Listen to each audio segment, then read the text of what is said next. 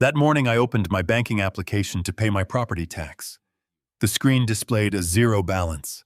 My phone vibrated immediately. My son Deon spoke with a chillingly casual tone. He said his wedding was tomorrow. He told me he took all the money from my account and sold my house to fund it.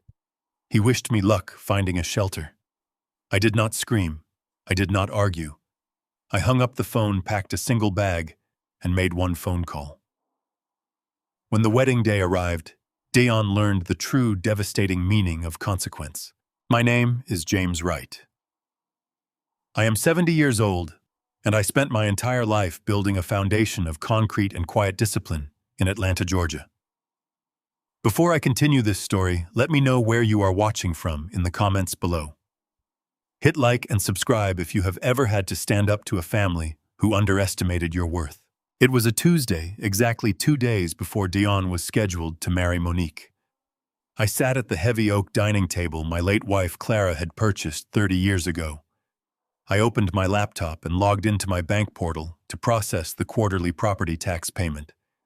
The number on the screen stared back at me in bold, unforgiving digits. $0.00. $85,000 had vanished overnight. Before my mind could process the error, my cell phone vibrated across the wood. The caller ID displayed Deon's name. I answered, expecting panic on his end, assuming our accounts had been compromised by hackers. Instead, I heard the sound of clinking glasses and arrogant laughter in the background. "Dad, my wedding is tomorrow," Deon said. His voice was smooth, completely devoid of guilt. "I took all the money from your account. I also sold the house to William. He gave me a cash offer I could not refuse. Good luck finding a shelter." I asked him calmly how he bypassed the bank security. He laughed a short, mocking laugh. "You made me a joint account holder 5 years ago when you had your quadruple bypass surgery. You said it was for emergencies to keep the house running if you died on the operating table. Well, paying for a premium wedding venue is an emergency. The house was easy. You put my name on the deed when Mom died. I used a partition action. William bought my half and forced the sale of yours. It is perfectly legal. You have until noon to get your things out before the demolition crew arrives. Enjoy your retirement." He ended the call. The silence in the kitchen was absolute. The morning sun streamed through the bay window, illuminating the dust motes dancing over the empty coffee mug in my hand. I did not throw the phone against the wall. I did not scream into the empty house. Anger is a loud, messy reaction meant for people who lack a strategy. Anger blinds you. I needed absolute clarity. Deon believed he had conquered me because he understood the surface of my finances. He knew about the $85,000. He knew his name was on the deed to this specific house. He mistook my quiet, modest lifestyle for vulnerability. He thought I was just a tired old man living on a fixed pension, waiting for the end. I stood up from the oak table. My movements were deliberate and steady. I walked down the hallway to the master bedroom. I pulled a single faded canvas duffel bag from the top shelf of the closet. I packed exactly 3 changes of clothes, my blood pressure medication, and Clara's framed photograph from the nightstand. I did not pack the television. I did not pack the expensive watches Deon had given me over the years to show off his newfound wealth. I packed only what I needed to survive the next 48 hours. As I zipped the duffel bag closed, the heavy thud of a fist pounding against the front door echoed through the hallway. It was not a polite knock. It was a violent, demanding strike that rattled the doorframes. I checked my watch. It was barely 8 in the morning. Deon had told me I had until noon, but liars rarely adhere to their own timelines. I slung the duffel bag over my shoulder and walked back out into the living room. The pounding intensified. A voice shouted through the thick wood, demanding immediate entry. The invasion had begun. I unbolted the front door and pulled it open. 4 burly men in heavy work boots and stained denim stood on my porch.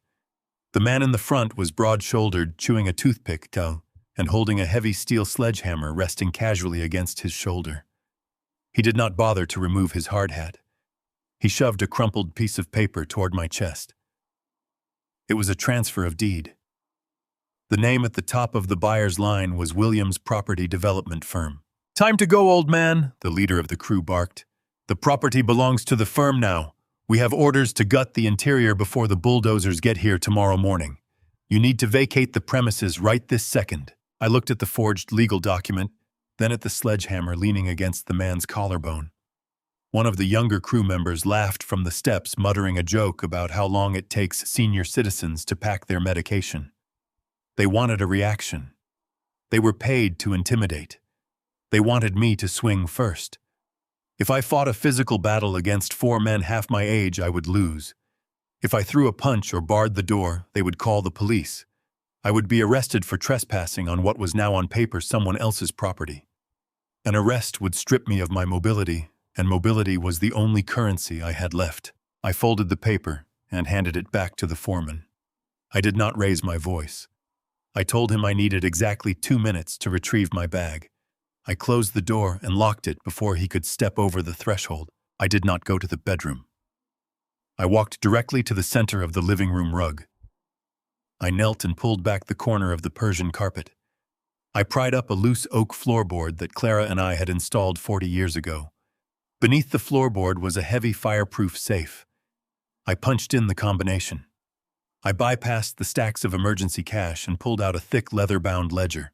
This ledger held the true architecture of my life. It contained the corporate routing numbers, the blind trust details, and the silent holding companies I had built over 4 decades in the concrete business. Deon thought he had stolen my life savings. He had merely scraped the paint off the front door. I tucked the heavy leather ledger securely into the bottom of my duffel bag. I stood up, smoothed my jacket, and walked back to the front door.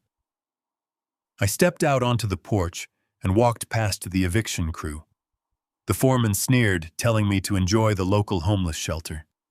I did not look at him.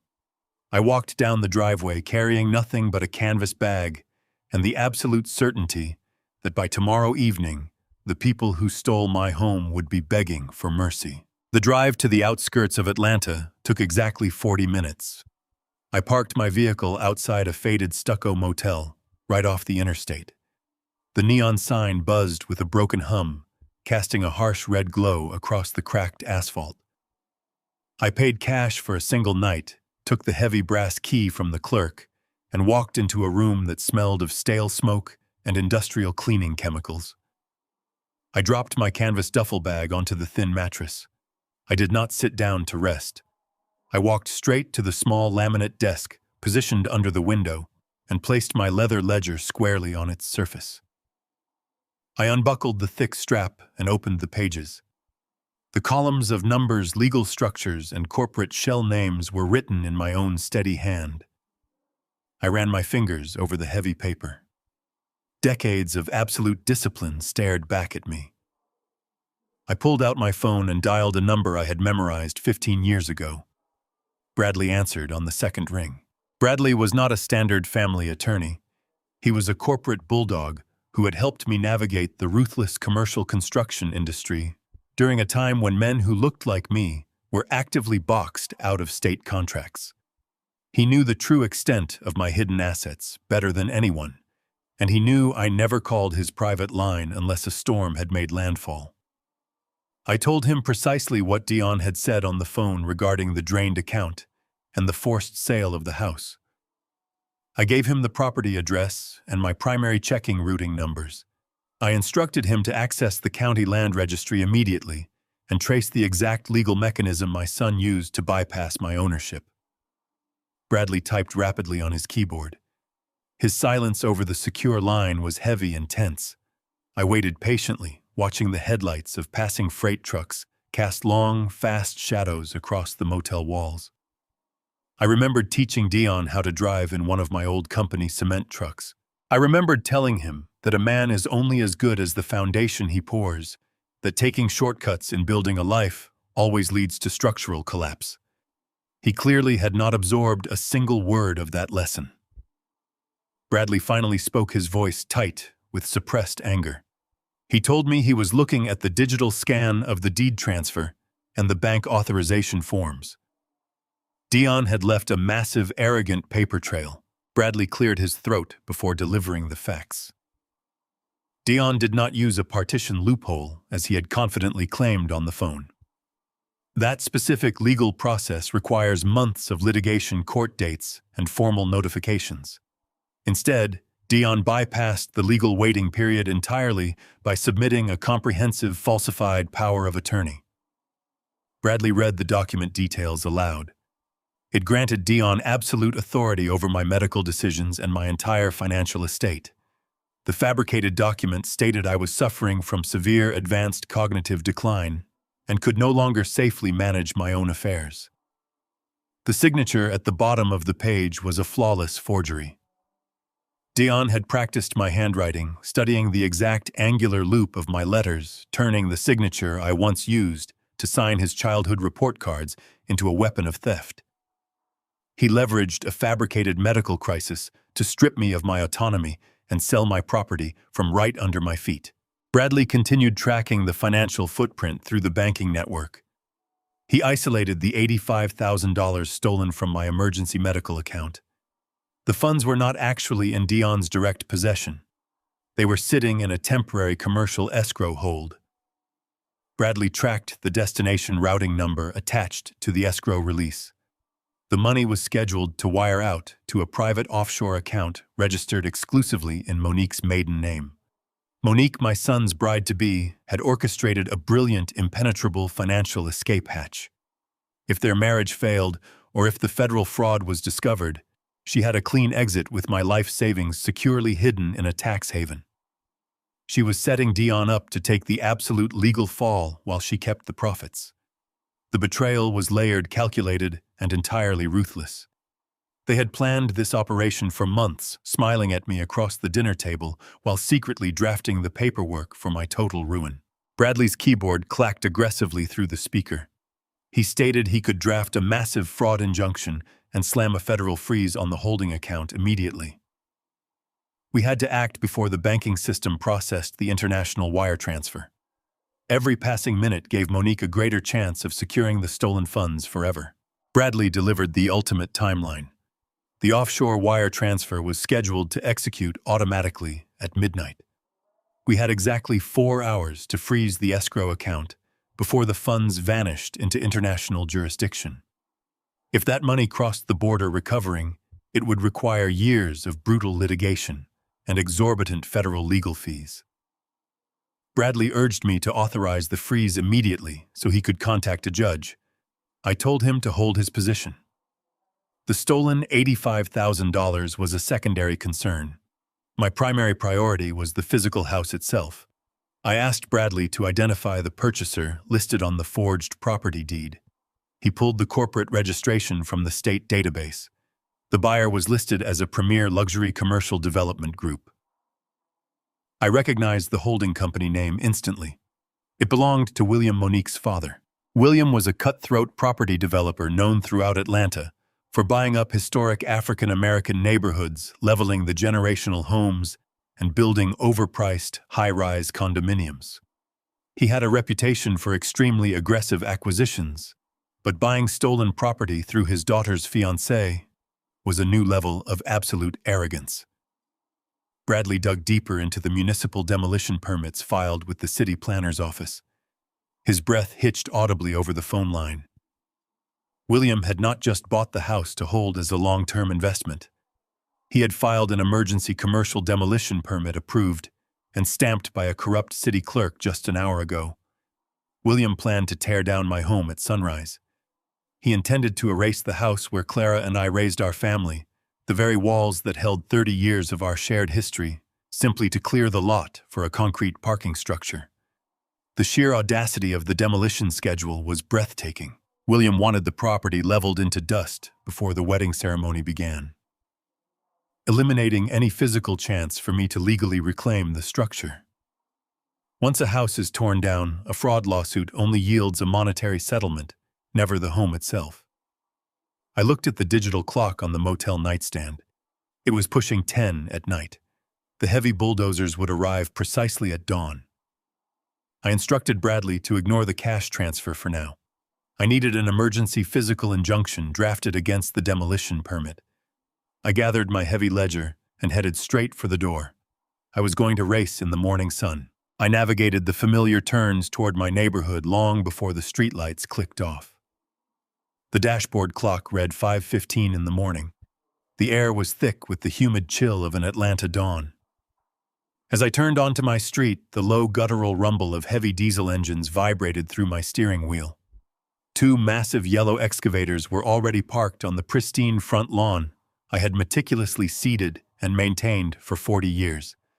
Their steel treads had chewed deep, ugly trenches into the grass Clara used to love and tend to every Sunday. A sleek black luxury SUV idled in the driveway, its headlights cutting through the morning mist. The driver's door swung open. William stepped out. He was a large, imposing man who wore his expensive tailored suit like a suit of armor. He lit a thick cigar, the glowing cherry illuminating his arrogant face in the pre-dawn darkness.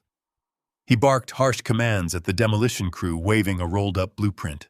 He explicitly told the foreman to hit the load-bearing pillars first and bring the entire structure down before the neighborhood association could even wake up and file a noise complaint. He was orchestrating the total erasure of my entire family history with the casual indifference of a man swatting a fly. I parked my car sideways across the driveway entrance, blocking the access path for the dump trucks waiting down the street. I turned off the engine and stepped out into the morning chill. The foreman saw me first and signaled the excavator operator to hold his position. William turned around, blowing a thick cloud of gray smoke into the crisp air. He looked at me, looked at my old canvas duffel bag sitting on the passenger seat, and let out a sharp, mocking laugh. He did not see a man defending his home. He saw a nuisance standing in the way of his profit margins. I walked directly onto the ruined grass, placing myself squarely between the humming bulldozer and the front porch of my house. I planted my feet firmly into the soil. William walked toward me, tapping ash onto the concrete driveway. He told me I was trespassing on private property and ordered me to move before he had his men physically drag me to the curb. I did not flinch. I kept my feet planted firmly in the dirt. I informed him that the deed he held was forged and that the transaction was fundamentally illegal. William just laughed harder, a deep booming sound that echoed down the quiet street. He pulled a crisp, notarized document from his jacket pocket and waved it aggressively in my face. He boasted that the ink was dry, the funds had cleared escrow, and the property officially belonged to his development firm. He leaned in close. The overwhelming smell of expensive cologne and cheap tobacco washed over me. He told me that Monique deserved a spectacular $1 million wedding. He bragged that leveling this outdated, worthless house was the perfect sacrifice to pay for the imported ice sculptures and the premium champagne his wealthy guests demanded. He looked me up and down with absolute disdain, his eyes lingering on my simple jacket. He told me I should be proud my miserable little life savings were finally going towards something glamorous instead of gathering dust. He stated that Deon was a smart boy for aligning himself with a real family of winners rather than staying tied to a broke, stubborn old man who could not provide a real legacy. The audacity of his words was meant to break me. He expected me to cry, shout, or throw a punch. Instead, I stared back with a cold, hollow gaze. I told him he had bought a stolen asset and was actively participating in federal wire fraud. William sneered, dismissing my warning entirely. He signaled the foreman with a sharp wave of his hand. He commanded the operator to lower the steel blade and proceed with the demolition immediately. He explicitly said if I wanted to stand there and get crushed with the drywall, he would gladly add my hospital bill to his overhead expenses. The heavy diesel engine roared to life. The massive steel tracks began to inch forward, tearing up the earth just feet from where I stood. The screech of tires tore through the quiet morning air. A sleek silver sedan jumped the curb, sliding dangerously close to the excavator's heavy treads before slamming hard on the brakes. Bradley leaped out of the driver's seat. He held a thick stack of legal documents stamped with bright red federal seals. He sprinted across the ruined lawn and slapped the paperwork directly onto the cold steel blade of the advancing bulldozer. The foreman panicked and slammed the emergency brake. The machine halted with a violent shudder, kicking up a cloud of dust that coated our shoes. Bradley turned to face William. He spoke with the sharp, merciless tone of a corporate predator. He announced that he had successfully filed an emergency federal injunction at 4 in the morning. The demolition was officially halted by a federal judge due to an active high-priority fraud investigation surrounding the property transfer. Bradley pointed a rigid finger directly at William's chest. He warned that if a single brick of my house was touched, William would face immediate federal charges for destruction of evidence and obstruction of justice. The arrogant smirk instantly evaporated from William's face.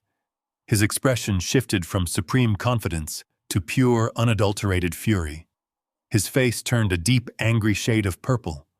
He snatched the injunction from the bulldozer blade and scanned the legal text. His hands shook with pure rage as he realized the document was airtight. He threw his cigar onto the driveway and crushed it viciously beneath his expensive leather heel. He stepped right up to my face, his voice dropping to a venomous whisper.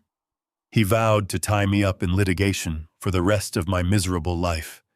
He promised to have his elite army of corporate lawyers crush me in court within 48 hours and bankrupt whatever pennies I had left to my name. I looked him dead in the eye without blinking. I told him he could certainly try his best. I turned my back on him, walking away toward Bradley's car without raising my voice or looking back at the heavy machinery. The physical battle for the house was temporarily paused, but the true financial war was just beginning. I climbed into the passenger seat. I told Bradley to drive straight to his downtown office to execute the next phase of the strategy. Bradley drove with white-knuckled intensity through the morning traffic until we reached his firm in downtown Atlanta. We bypassed the receptionist and walked straight into his corner office overlooking the city skyline. Bradley immediately began pacing across the thick carpet. He loosened his tie, his face slick with a thin layer of nervous sweat. He bluntly laid out the brutal reality of the legal battlefield we had just entered. William possessed bottomless financial resources and an army of corporate litigators on retainer. Bradley explained that the federal injunction was a temporary shield. It would halt the bulldozers for a few days, perhaps a week at most. William would use his aggressive legal team to file endless motions, bury us in paperwork, and drag the dispute through appellate courts. Bradley warned that William would deliberately bleed me dry with exorbitant legal fees until I simply could not afford to fight anymore. He said William's strategy was always attrition. He crushed people not by being right, but by outspending them until they surrendered their property. I listened to Bradley outline the impending doom without offering a single word of interruption. I did not panic at the thought of William's wealth. I simply sat down in the heavy leather guest chair opposite his mahogany desk. I unzipped my faded canvas duffel bag. I bypassed my sparse clothing and pulled out the thick, leather-bound ledger I had retrieved from beneath my floorboards. I placed it squarely on Bradley's desk. I told him we were not going to fight William in a courtroom of attrition. We were going to cut the financial oxygen supply to his entire empire. I unbuckled the heavy strap of the ledger and opened it to the center pages. I slid the book across the polished wood toward Bradley. He stopped pacing and leaned over to look at the columns of numbers, federal tax identification codes, and complex diagrams of shell corporations. Bradley's eyes widened as he tracked the flow of assets. He knew me as a retired construction foreman who lived a modest life in a quiet neighborhood. He knew I drove an old truck and bought my clothes at discount stores. I watched his face shift from confusion to absolute shock. I told him the truth I had guarded fiercely for 2 decades. I did not just pour concrete on job sites in my youth. I started with a single rusted cement mixer and relentlessly built the largest concrete supply and logistics chain in the state of Georgia. I controlled the foundation materials for commercial high-rises, interstate highways, and massive infrastructure projects. 20 years ago, when the market peaked, I sold the entire operation to a national conglomerate for an astronomical sum. I did not buy mansions or yachts. I meticulously hid the wealth in a labyrinth of blind trusts and silent holding companies. I explained my reasoning with cold clarity. I knew that unearned wealth destroys a young man's character. I wanted Deon to build his own foundation. I wanted him to understand the grit, sweat, and absolute discipline required to become a man of substance. I funded his education and provided him with a safety net, but I kept the massive fortune locked away to prevent him from becoming an entitled hollow shell. The $85,000 he stole from my emergency medical account was merely the bait. It was a modest fund left accessible to test his integrity and his respect for my sacrifice. Deon had failed the test spectacularly. He chose the shortcut of theft over the dignity of hard work. Bradley sank into his office chair, staring at the ledger as if it were a loaded weapon. I instructed him to open his secure terminal and pull up Williams' corporate filings. I needed to see the exact structural framework of Williams' luxury development firm. Bradley typed rapidly, pulling the public and private financial disclosures onto his large monitor. We systematically analyzed Williams' business model. It took less than 10 minutes to find the fatal flaw in his armor. Williams' entire empire was built on aggressive, dangerous leverage. He did not use his own capital to fund his massive condominium projects. He relied heavily on a specific high-interest commercial lending firm to float his aggressive acquisitions and cover his exorbitant construction costs. Bradley pointed to the lender's name highlighted in yellow on the screen, noting that William owed them tens of millions of dollars in revolving credit. I leaned forward and flipped to a specific page in my leather ledger. I tapped my index finger against a corporate entity listed at the top of the page. My primary holding company was the majority shareholder and quiet owner of that exact commercial lending firm. I effectively held the leash on Williams' entire financial existence. Bradley realized the magnitude of the revelation instantly. I owned the debt that kept Williams' company alive. I told Bradley I wanted to officially call in Williams' massive commercial loans immediately due to his blatant use of fraudulent collateral to fund his daughter's wedding. Bradley nodded, his fingers flying across the keyboard, but he quickly encountered a significant legal obstacle.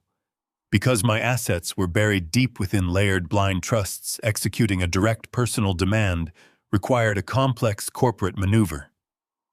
Bradley explained he had to legally transfer Williams' specific commercial notes out of the corporate umbrella and directly into my personal holding company's immediate control to execute the strike.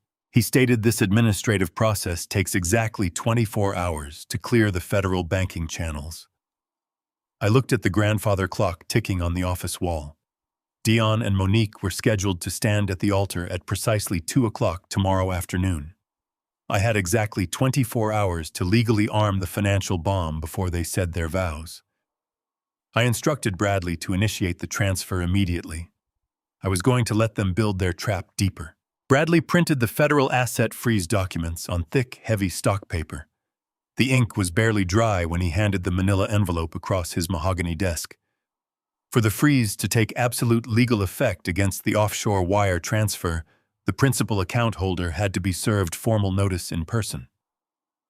I did not send a courier. I did not hire a process server. I wanted to look my son in the eye when the steel trap snapped shut. Bradley used his firm's private investigator to ping Deon's phone location. The signal bounced back to an ultra-exclusive country club in Buckhead. Monique was hosting her lavish bridal luncheon on the private terrace. I left the law firm, hailed a city cab, and rode in silence toward the manicured estates of the northern suburbs. The contrast between my reality and their delusion was stark. I wore the same simple, faded canvas jacket I had put on to face the eviction crew that morning. I did not belong among the imported marble fountains and valet-parked European sports cars, and that was precisely my advantage. Elite institutions are designed to ignore the working class. The valets, the doormen, and the event coordinators looked right past me, assuming I was an elderly contractor arriving to fix a plumbing issue or deliver floral arrangements. I bypassed the grand lobby entirely.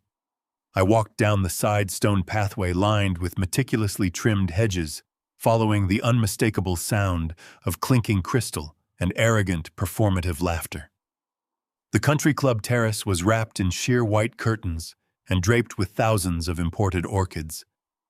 I stopped just outside the arched entryway, shielded from view by a massive stone pillar. I could see the entire private dining area through the gaps in the fabric. A dozen women in designer dresses sat around a long banquet table. Deon stood at the head of the table wearing a tailored linen suit, holding a champagne flute. He looked triumphant, playing the role of the wealthy heir. He was funding this luxury with the blood and sweat I had poured into concrete foundations for 40 years. I tightened my grip on the legal envelope. Monique sat next to Deon, tapping her diamond-ringed fingers against the stem of her glass. She possessed a sharp, calculating beauty, but her voice carried a grating, entitled edge that cut through the soft background music.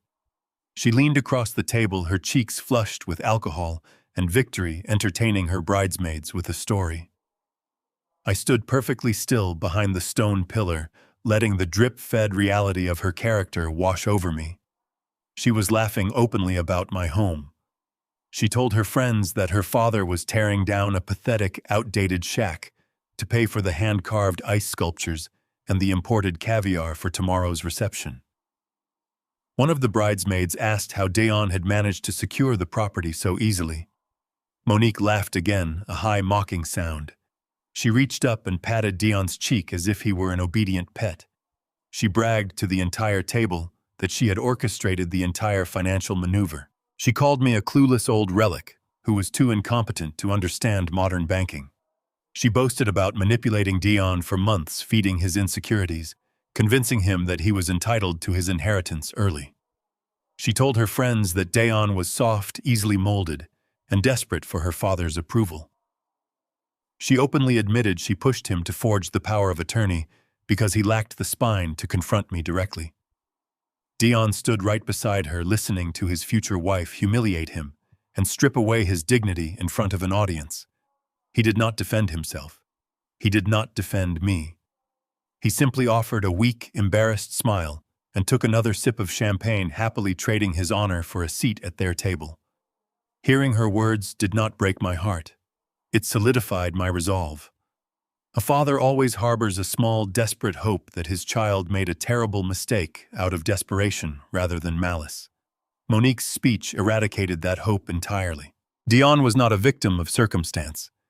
He was a willing participant in my destruction, motivated entirely by greed and a pathetic desire to impress a woman who viewed him as a disposable asset. The time for parental mercy had officially expired. I stepped out from behind the stone pillar and walked directly onto the sunlit terrace. My heavy boots sounded loud and entirely out of place against the polished slate floor.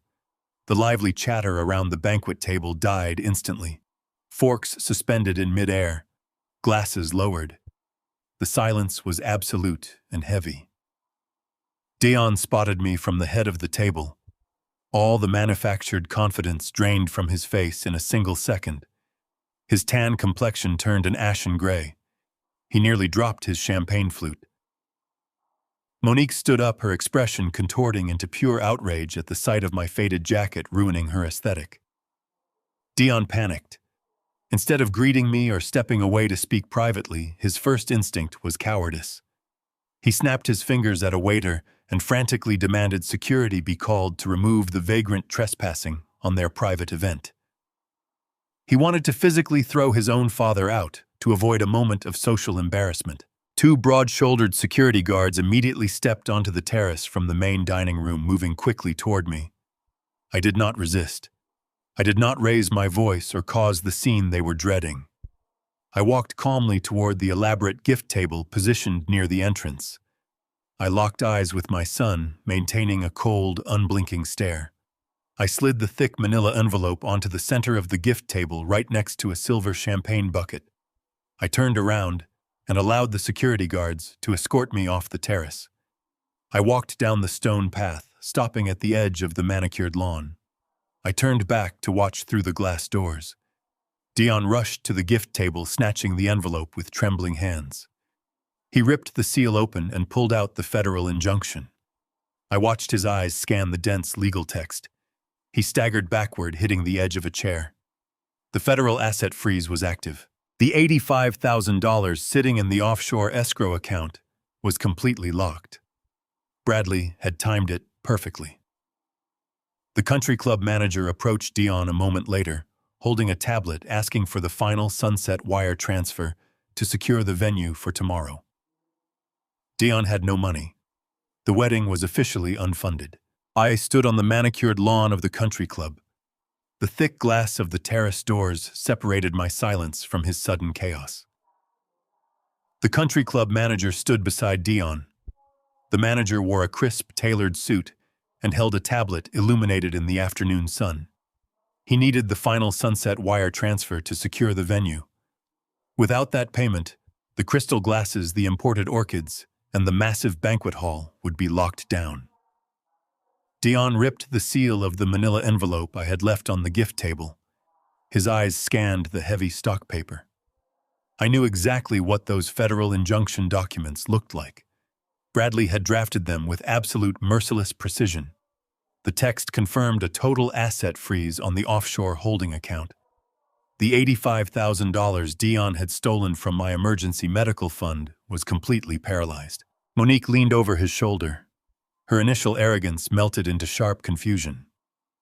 Deon pulled his sleek smartphone from his tailored linen jacket. His thumbs moved frantically across the glass screen. He was logging into his banking application. He desperately attempted to manually push the wire transfer through before the manager lost patience. I watched the exact moment the banking system rejected him. Even through the terrace doors, the bright red error message on his phone screen was unmistakable. Transaction denied. Account frozen. Deon tapped the screen again and again. He struck the glass with growing violence. The venue manager cleared his throat and tapped his own tablet. He indicated that time was up. Monique grabbed Deon by the arm. Her voice was a harsh, demanding hiss. She demanded to know where the money was. Deon looked entirely hollowed out. The financial security he thought he had stolen from me was gone. He had traded his honor, his father, and his legacy for a pile of cash that was now locked behind an impenetrable federal wall. He looked up from his phone. His eyes darted frantically across the lawn, searching for me. I did not hide. I stood firmly in the sunlight, letting him see the architecture of his own ruin. I wanted the image of me standing there to burn into his memory. He needed to understand that the man he had dismissed as a clueless relic was the architect of this absolute financial blockade. Monique began to shout at the venue manager, waving her hands in a frantic display of entitlement. The manager simply shook his head and tapped his tablet again. He was immune to her tantrums. He needed valid currency, and Deon's digital wallet was entirely empty. The illusion of their wealth was shattering right there on the sunlit terrace. I walked away from the country club and took a cab back to the stale, industrial-smelling motel room. I unlocked the door, walked to the small laminate desk, and set my canvas duffel bag down. My phone began to vibrate against the cheap wood almost immediately. The caller ID flashed Deon's name. I let it ring 3 times before pressing the answer button. I did not say a single word. Deon's voice exploded through the speaker. He was no longer the arrogant heir sipping champagne at the head of a banquet table. He was screaming. His voice cracked with pure panic. He demanded I call Bradley and lift the federal hold immediately. He threatened me with lawsuits. He told me I was ruining his life and humiliating Monique in front of the elite social circle of Atlanta. I remained absolutely silent. My breathing was steady. I placed the phone flat on the desk, put it on speaker, and stepped back. Deon's rage quickly burned itself out. It was replaced by a pathetic, hollow desperation. The screaming turned into pleading. He begged me to unfreeze the account just for 24 hours. He promised he would pay me back every single cent after the wedding. He invoked the memory of his mother. He told me Clara would never want her only son to suffer such public embarrassment on his wedding day. Using Clara's name to justify his theft was the final strike against his character. I listened to his frantic breathing echoing in the small, empty room. I remembered working double shifts in the Georgia heat. I poured concrete until my hands bled just to ensure he never had to beg anyone for anything. I built an empire so he would have a solid foundation, and he had hollowed it out for an illusion. His voice broke entirely. He was crying now. It was a wet, ugly sound coming through the small speaker. He pleaded for his father to save him one last time. I looked at the heavy leather ledger sitting next to the phone. I did not offer him a single syllable of comfort. I reached out and pressed the red button, cutting off his tears instantly. The silence returned to the motel room, absolute and heavy. I walked over to the window and stared out at the passing highway traffic. The emotional detachment I felt was surprising. A father is supposed to feel a profound sense of loss when his child suffers. But the boy I raised had died the moment he forged my signature on that legal document. The man crying on the phone was a stranger. He was a thief caught in a trap of his own making. I felt no guilt. I only felt a cold, calculated drive to see this adjustment through to the very end. Deon was completely out of options. His stolen funds were locked, and the venue manager was threatening to cancel the entire event before sunset. But the wedding was not canceled. Bradley sent a secure text message to my phone an hour later. He confirmed that the country club had been paid in full. Deon had not magically produced the funds. He had gone to William. I could easily picture the scene. Deon, completely humiliated, forced to stand before his future father-in-law and admit he was broke. William, ever the arrogant savior, had stepped in to protect his daughter's perfect day. William despised Deon's weakness, but he despised public failure even more. He would not allow Monique's elite social circle to arrive at a locked gate. Bradley's text detailed exactly how the payment was processed. William did not use his personal checking account. Wealthy men like William rarely use their own liquid cash for massive sudden expenses. Instead, he swiped a corporate card tied directly to his development firm's primary commercial credit line.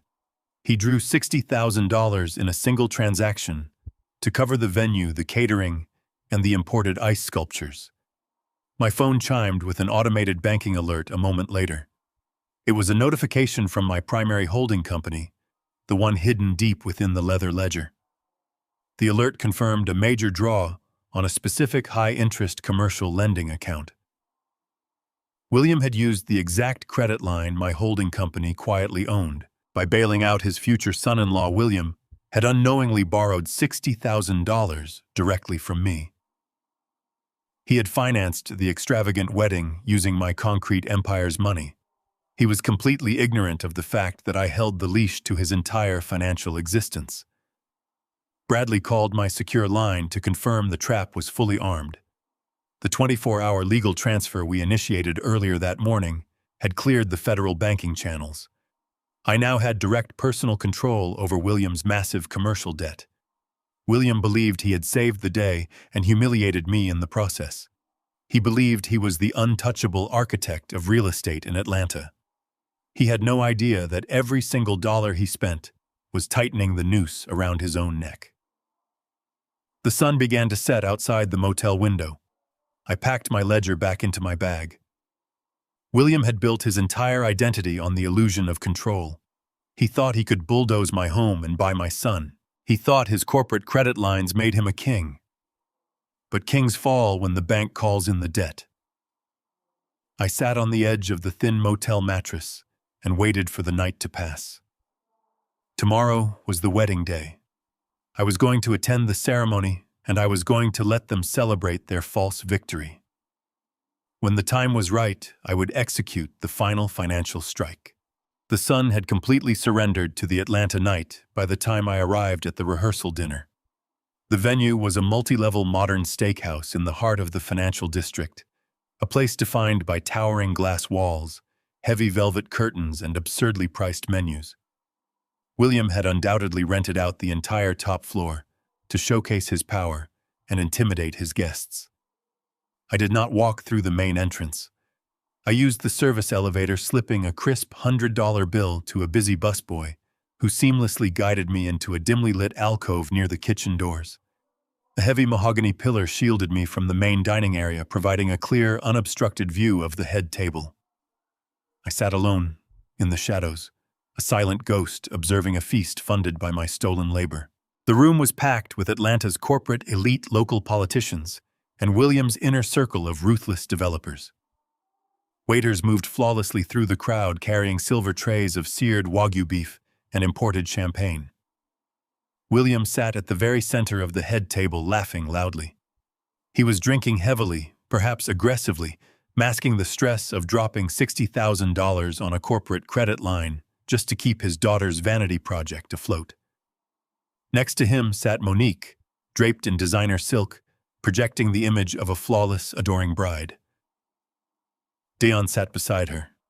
My son wore a custom tuxedo that fit his frame perfectly, but his rigid posture betrayed a deep underlying anxiety. He kept glancing at his phone, likely still terrified from the afternoon panic, seeking reassurance that William's payment had truly saved him. He had no idea the stolen money was permanently sealed behind a federal wall. He was playing the role of a wealthy heir while standing directly on a fragile trapdoor. I remained completely motionless in the dark corner. No one noticed the old man in the faded canvas jacket. They were too busy celebrating their own perceived brilliance. I watched Deon lean over and whisper something in William's ear. William simply patted his shoulder with a patronizing smirk, treating my son like a useful, obedient tool. It was a pathetic display of subservience. I ordered a glass of black coffee from a passing waiter and settled back into my chair. The performance was about to peak. A sharp clinking of silver against crystal cut through the low hum of the restaurant. Deon stood at the head of the table. He raised his champagne flute, demanding the attention of the room. The guests quieted down, turning their eager faces toward the groom. I watched the boy I had raised clear his throat and adjust his posture to mimic William's arrogant stance.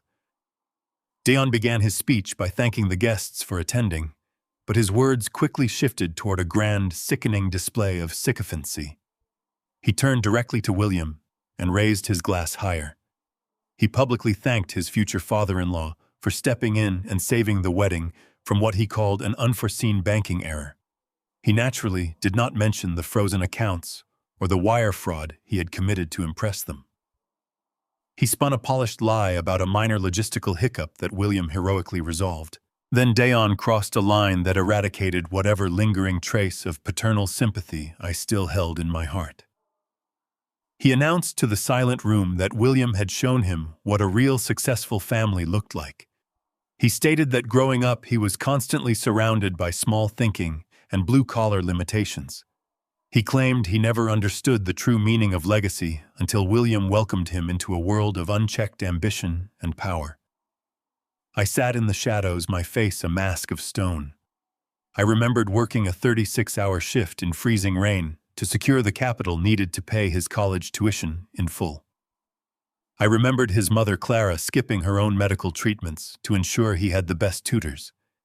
I remembered driving my battered cement truck back to our modest house, bone-tired but fiercely proud that my son would start his adult life entirely debt-free. Deon had mistaken my quiet humility for failure. He equated luxury with worth. He stood before a room of corporate vultures and publicly erased my sacrifices, replacing his own father with a man who was actively using him to steal property. The guests applauded softly. Monique smiled her sharp, calculating smile and kissed his cheek. William leaned back in his chair, beaming with the arrogant satisfaction of a man who had successfully purchased another man's loyalty. Deon looked incredibly proud of himself. He thought he had cemented his place in their elite circle. He had no concept of the avalanche hurtling toward him. My phone vibrated violently against the dark wood of my secluded table. The screen illuminated the dim alcove, displaying an encrypted message from Bradley. I picked up the device and read the text. Bradley had deployed his forensic investigators to trace the exact parameters of the offshore holding account Monique had set up. The information they intercepted was an absolute death sentence for Deon. Monique had not just secured an offshore tax haven in her maiden name. She had actively booked a one-way first-class ticket to Nassau in the Bahamas. The flight was scheduled to depart from the international airport at 10 o'clock on Sunday morning, precisely one day after the wedding reception. The passenger manifest, contained only one name. Monique was flying completely alone. The brutal reality of her strategy crystallized in my mind. The entire wedding was nothing but a highly orchestrated theatrical diversion. Monique never intended to build a life with my son. She intended to use his forged legal documents to siphon my $85,000 into her untraceable account, wait for the transaction to clear on Saturday night, while everyone was distracted by the reception, and vanish by Sunday morning. She planned to leave Deon completely isolated, bearing the absolute legal responsibility for the federal wire fraud and the forged property deed. When the federal investigators inevitably came knocking, Deon's name would be the only one on the fraudulent documents. He was going to take the fall and face a long federal prison sentence while she disappeared to a tropical island with the cash. I looked up from the glowing screen. Deon was laughing at a joke William had just told, entirely oblivious to the knife hovering over his spine. A fierce, instinctual urge to walk over to that table and drag my son out of the room flared in my chest. He was my blood. But you cannot save a man who refuses to see the fire.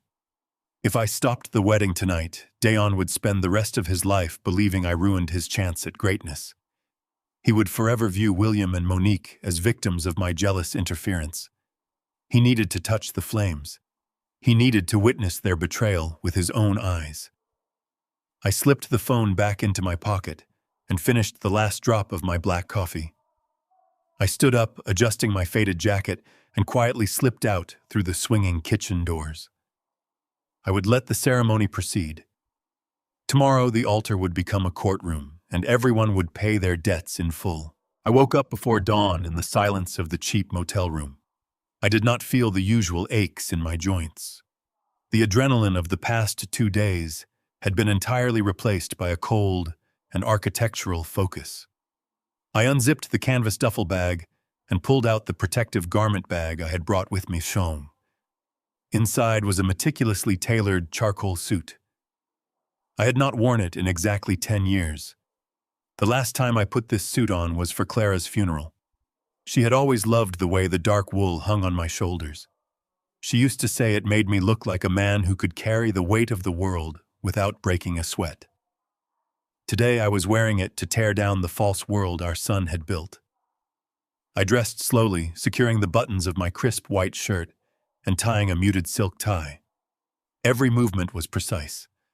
I checked my reflection in the scratched mirror above the motel sink. The man looking back at me was not the tired retiree Deon thought he had easily discarded. It was the founder of a concrete empire returning to the battlefield. I moved to the small desk and opened the heavy leather ledger one last time. I cross-referenced the account numbers, the corporate seals, and the federal freeze confirmations. I transferred every crucial piece of paper into a hard-sided leather briefcase. This was not a weapon of violence. It was a weapon of absolute financial ruin. I neatly stacked the forensic accounting documents Bradley had sent over via secure courier late last night. These pages detailed William's dangerously leveraged credit lines, Deon's forged signature on the power of attorney, and the offshore routing numbers tied to Monique's maiden name. I snapped the brass latches of the briefcase shut. The sound was sharp and definitive in the quiet room. I picked up my keys and walked out the door, leaving the motel key on the unmade bed. The morning air was sharp, carrying the faint scent of pine and exhaust fumes from the nearby interstate. I climbed into the driver's seat of my old truck, placing the briefcase on the passenger side. I turned the ignition, listening to the reliable rumble of the engine. The time for waiting had expired. I steered my truck onto the highway, heading north toward the sprawling, heavily wooded estates of Buckhead. The sun was just beginning to break over the tree line, casting long golden rays across the asphalt. Traffic was light for a Saturday morning. My phone vibrated in the cup holder. I connected the call through the truck's speakers. Bradley's voice filled the cabin. He sounded exhausted, but utterly triumphant. He had been awake all night, finalizing the labyrinth of corporate transfers. He confirmed that the federal banking channels had cleared our transaction precisely at 6 o'clock this morning.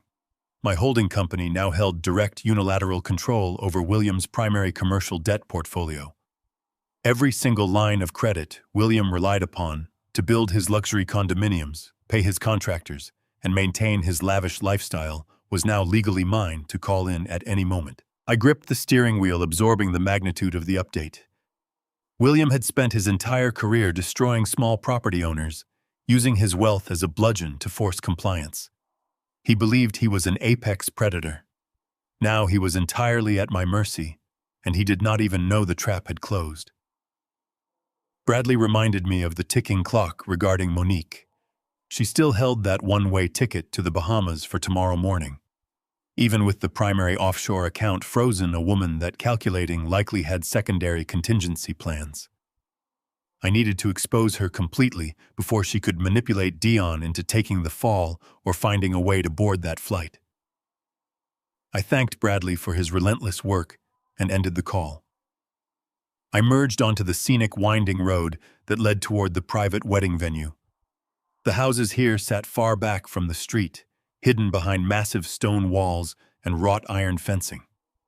This was a world of inherited wealth and hollow prestige, the exact environment Deon had sacrificed his integrity to join.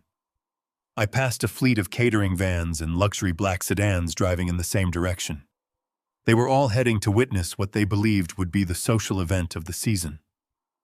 I accelerated, keeping my eyes fixed on the road ahead, ready to dismantle the illusion. The wedding venue was a historic, sprawling mansion set on 50 acres of manicured gardens. A long, tree-lined driveway led up to a set of imposing wrought iron gates. I pulled my truck up to the entrance. The gates were closed tight. 4 private security guards stood shoulder to shoulder across the asphalt, blocking the path. They wore dark tactical suits and earpieces, looking more like a paramilitary unit than standard event staff. I shifted the truck into park and rolled down my window. The head of the security detail stepped forward immediately. He was a tall, heavily muscled man who moved with aggressive purpose. He did not ask for my name or my invitation. He held up a laminated color photograph. I recognized it instantly. It was a picture of me taken at a family barbecue 5 years ago, back when Deon still pretended to respect me. Deon had explicitly anticipated my arrival. He had ordered this heavily armed detail to identify my vehicle and deny me entry at all costs. The guard placed his hand firmly on my doorframe, invading my personal space. He spoke with a harsh, authoritative tone, instructing me to turn the vehicle around immediately. He stated that I was strictly banned from the premises, and that any attempt to enter the estate would result in my immediate physical removal and arrest for trespassing. I looked past him through the iron bars of the gate. In the distance, I could see the massive white tents set up on the great lawn and the frantic movement of florists arranging thousands of white roses. Monique was somewhere inside that mansion, preparing to secure her fraudulent escape. Deon was standing in a tuxedo, waiting to finalize a marriage built entirely on stolen funds. I looked back at the security guard. He signaled to his 3 partners. They stepped closer to my truck, their hands resting near their utility belts. They were fully prepared to drag me from the driver's seat and toss me onto the street. The physical barricade was absolute. If I forced my way forward, I would be detained in the back of a police cruiser before the string quartet even began to play. I needed to break their perimeter right now, or Monique would succeed in her devastating betrayal. The heavy hand of the lead security guard gripped the edge of my open truck window. His knuckles were white, pressing down as if he intended to physically crush the doorframe. He leaned in close, filling the cabin with the scent of cheap mint gum and aggressive authority. He repeated his demand, his voice dropping an octave to convey a practiced, tactical menace. He informed me that the local police were stationed less than a mile down the road, and that they would be thrilled to drag a trespassing vagrant away from a high society event. I did not blink. I did not flinch. I kept my hands resting lightly on the cracked steering wheel, letting the engine of my old truck idle with a steady, low rumble. The other 3 guards shifted their weight, fanning out across the front bumper to ensure I could not accelerate through the iron gates. They were treating me like a hostile invader, following Deon's precise, cowardly instructions to eliminate his father from his perfect day. I refused to grant them the satisfaction of an argument. Arguing implies a negotiation, and there was absolutely nothing left to negotiate.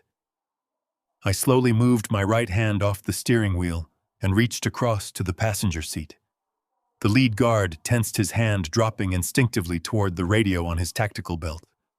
I ignored his posturing and unclasped the brass latches of my heavy leather briefcase.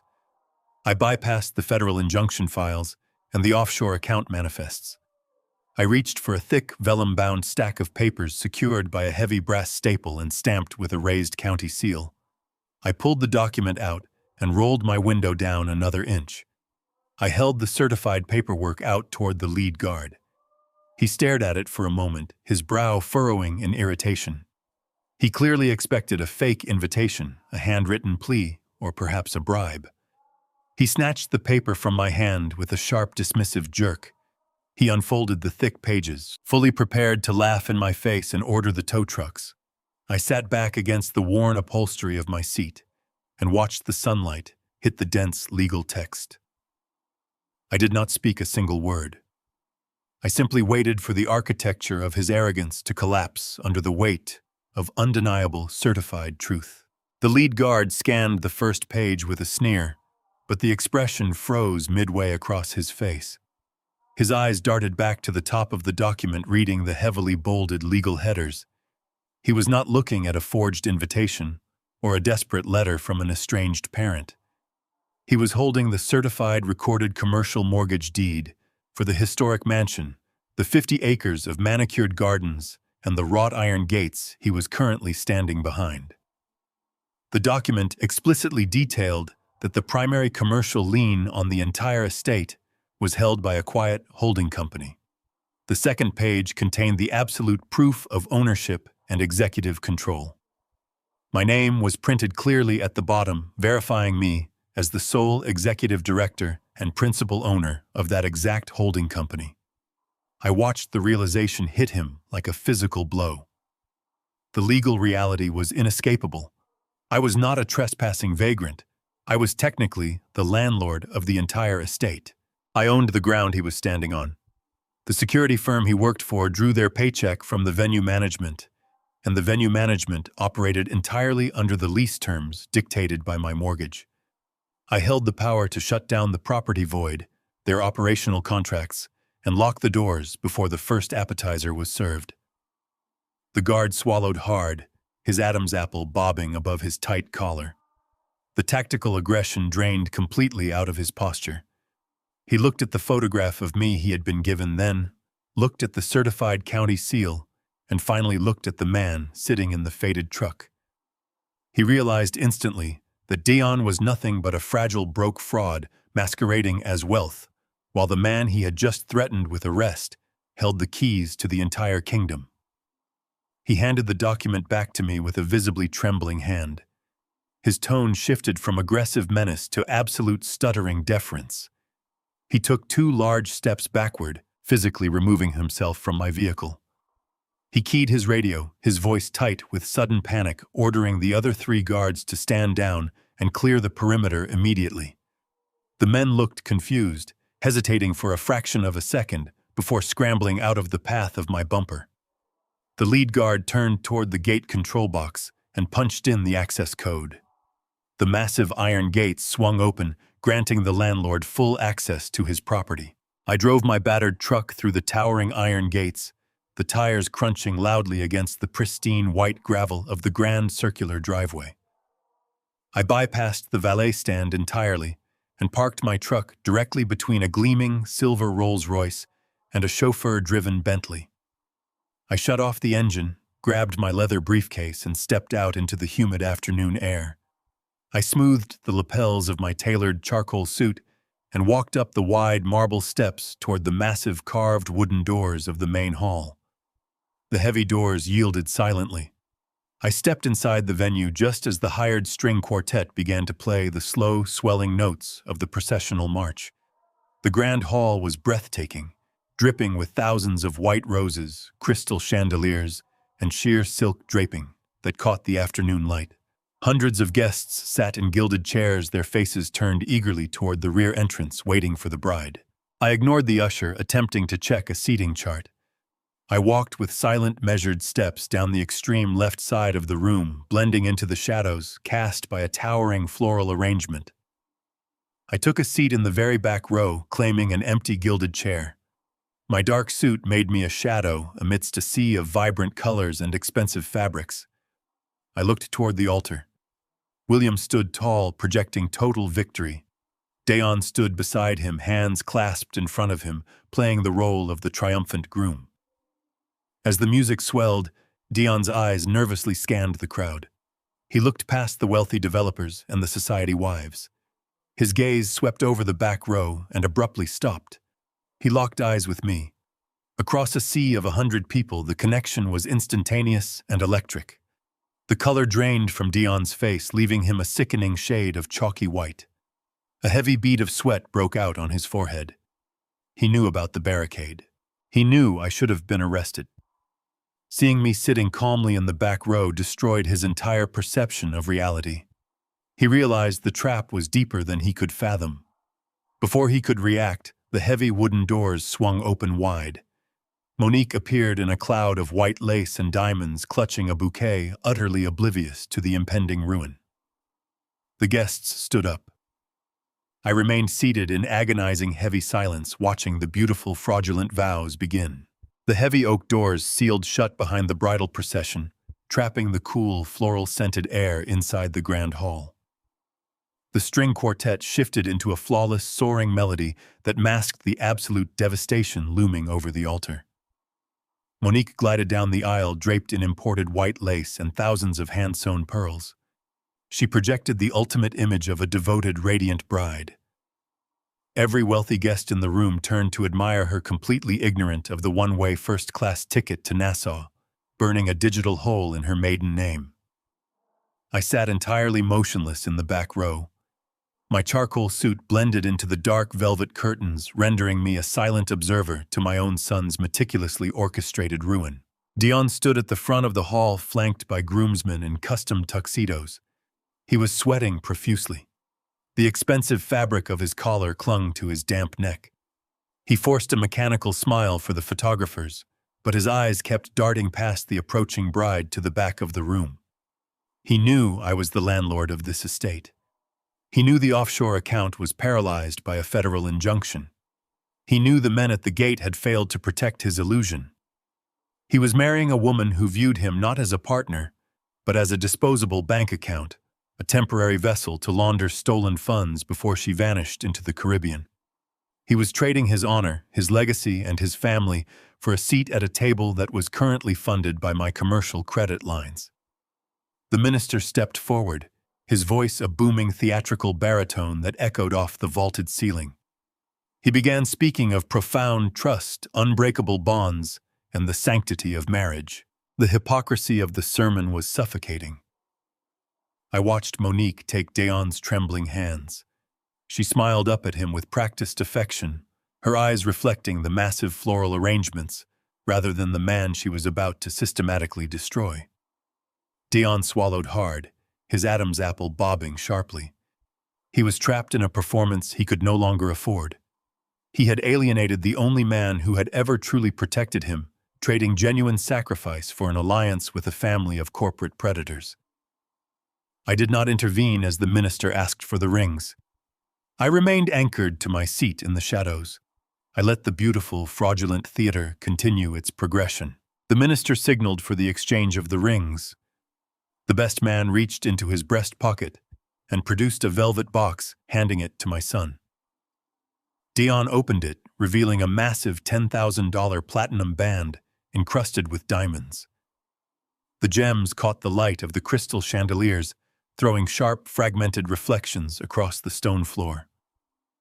As I watched Deon lift the ring, the heavy, suffocating scent of the white roses faded, replaced by the phantom chill of freezing rain. A memory surfaced with brutal clarity. Deon was 17 years old, desperate for his own vehicle to drive to his high school graduation events. He did not ask for a handout, but I saw the quiet shame in his eyes when his wealthy classmates flaunted their imported sedans. I was a concrete foreman in the middle of a brutal winter season.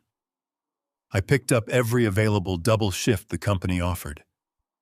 I worked through torrential freezing downpours, standing knee-deep in icy mud, guiding massive steel rebar into foundation trenches. My hands were perpetually numb, my joints aching with a deep, bone-chilling cold that lingered for days. I worked those grueling hours for 6 consecutive months, saving every single dollar of overtime pay. I bought him a reliable, pristine sedan, handing him the keys on a bright May morning. The look of pure, unrestrained joy on his face that day was the greatest return on investment I had ever received. He had hugged me tightly, his voice breaking, as he promised he would work just as hard to make me proud. Now that boy was entirely gone. He stood at the altar, slipping a $10,000 ring onto the finger of a woman who secretly despised him. He was making this grand, hollow gesture using money he believed he had stolen from my emergency medical fund. He had taken the sweat, the blood, and the freezing rain of my past and weaponized it to fund his own social ascension. He repeated the vows the minister fed to him, promising to cherish and protect Monique through all of life's adversities. The words were empty currency. He was pledging his life to a woman who had already booked her escape. I sat silently in the back row, feeling the last remaining threads of my paternal instinct harden into cold, calculating resolve. The minister pronounced them husband and wife, his voice echoing loudly across the grand hall. He instructed Deon to kiss the bride. Deon leaned down and kissed Monique, sealing the fraudulent contract. The entire room erupted into rapturous applause. William stood in the front row, clapping aggressively, beaming with the arrogant pride of a man who believed his financial dominance was absolute. The string quartet launched into a triumphant, upbeat symphony as the newly minted couple turned to face their audience. Monique waved gracefully to the cheering crowd, her eyes already looking past the room toward her impending tropical escape. Deon, however, could not maintain the facade. As they began their procession down the long, white-carpeted aisle, his eyes immediately sought the back row. He spotted me sitting alone in the shadows, my posture rigid, my expression completely unreadable. The applause washed over him, but his face twisted into a mask of pure, contained panic. As he walked closer, his fake smile faltered. He locked eyes with me, attempting to project a silent, desperate intimidation. He glared sharply, his jaw clenched silently, commanding me to leave the property before the reception began. He wanted the vagrant father erased before the champagne toasts and the lavish dinner. I did not blink. I did not break eye contact. I absorbed his hostility without a single flinch. As they passed my row and exited through the heavy oak doors, the crowd immediately began to filter out behind them, moving toward the adjoining luxury reception hall. I waited until the aisle was mostly clear. I smoothed the lapels of my charcoal suit, picked up my heavy leather briefcase, and stood up. I did not head for the exit. I turned and walked directly toward the reception hall, joining the stream of elite guests. Ahead of me, near the grand entrance of the banquet room, Deon abruptly stopped. He saw me approaching through the crowd. The last remaining trace of color left his face. He grabbed William by the arm, leaning in close. I watched my son whisper frantically into his father-in-law's ear, his movements erratic and fearful. Deon was begging William to use his power to get rid of me. He was handing the executioner the knife, completely unaware that I already owned the blade. I adjusted my grip on the heavy leather briefcase, stepped through the arched doorway, and walked straight into the lavish reception. The heavy oak doors of the banquet hall opened into a cavern of manufactured prestige. Waiters in pristine white jackets moved in synchronized patterns across the marble floor, carrying silver trays loaded with the first of a lavish 5-course meal. The vaulted ceiling was dominated by 3 massive crystal chandeliers, casting a blinding fractured light over a sea of wealthy guests. I navigated through the labyrinth of round tables draped in imported silk. The sheer arrogance of the room was suffocating. Every conversation I passed centered on corporate acquisitions, elite country clubs, and the relentless pursuit of social leverage. They were entirely oblivious to the financial guillotine hanging directly above the room. I walked past the centerpieces, towering arrangements of white orchids that brushed against the delicate crystal glassware. In the exact center of the room stood a pair of massive hand-carved ice sculptures shaped like swans. The intense heat from the heavy chandeliers above was already taking its toll on the frozen monuments. Droplets of water ran down the smooth, elegant curves of the swans, dripping steadily onto the silver basins below. The melting ice was a perfect physical manifestation of William's crumbling empire. He had purchased a beautiful temporary illusion, and the heat of reality was already destroying it. Deon and Monique sat at the elevated head table overlooking their kingdom. Monique laughed brightly, her diamonds catching the light, secure in her belief that her lucrative escape to the Bahamas was only hours away. Deon, however, maintained a rigid, terrified posture. He drank his champagne far too quickly, his eyes darting frantically across the sea of faces, searching for the threat he knew I represented. He was a prisoner of his own greed, trapped in a custom tuxedo, waiting for the floor to drop out from beneath him. I did not move toward the head table immediately.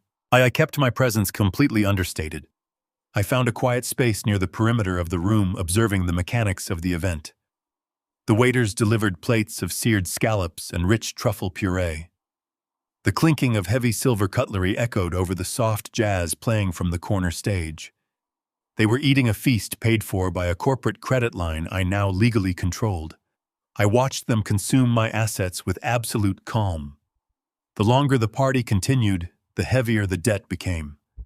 I simply stood in the ambient shadows, letting William dig his grave a few inches deeper with every passing minute. The heavy swinging doors of the kitchen provided a steady rhythm of culinary chaos. I stood just outside the service corridor, waiting for the inevitable confrontation. It did not take long. The crowd parted slightly, and William marched directly toward me. His tailored tuxedo jacket strained against his broad shoulders. His face was flushed with expensive scotch and the furious indignation of a man whose authority had been quietly challenged. He stopped inches from my chest, attempting to use his physical size to establish total dominance. I did not step back. I met his furious glare with absolute unyielding stillness. He lowered his voice to a harsh, venomous whisper, ensuring the nearby elite guests could not hear the ugliness of his true character. He demanded to know how I had bypassed his armed security detail. He called me a pathetic trespasser and a filthy stain on his daughter's perfect evening. I allowed his insults to wash over me without offering a single syllable of defense. My silence only fueled his arrogant rage. He reached inside the breast pocket of his tuxedo and pulled out a leather-bound checkbook. He uncapped a gold fountain pen and furiously scribbled a sequence of numbers across the thick paper. He ripped the check from the binding and shoved it directly against my chest. He told me it was a check for $10,000. He called it a generous parting gift for a man who had clearly failed to provide for his own blood. He instructed me to take the money, walk out the back service doors, and permanently forget I ever had a son. He stated that Deon belonged to a real family, now a family of consequence and power. He told me to know my place and crawl back to the dirt where I belonged. He smiled a cruel, victorious smile, entirely convinced that my silence was a symptom of submission. He believed that $10,000 was an astronomical sum to a retired concrete foreman. He assumed my entire existence could be bought and discarded for a fraction of what he spent on the floral arrangements currently decorating the tables. He stood there holding the piece of paper against my faded jacket, waiting for me to take the bribe and slink away into the night. I looked down at the slip of paper pressed against my chest. I did not raise my hands to take it. I looked back up into William's flushed, expectant face. The sheer magnitude of his delusion was staggering. I spoke for the first time since stepping onto the property. My voice was low, devoid of anger, and completely steady. I told him to put his checkbook away.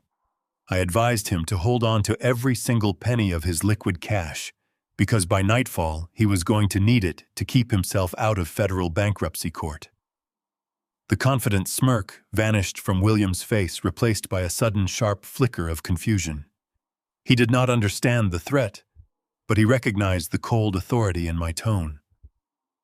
I did not give him the opportunity to respond or demand an explanation. I stepped around him, leaving him standing near the kitchen doors with the useless check hovering in the air. I walked away from the service corridor and moved deliberately into the center of the grand hall. I did not hide in the shadows any longer. I located an empty chair at a prominent table situated directly in front of the elevated bridal dais.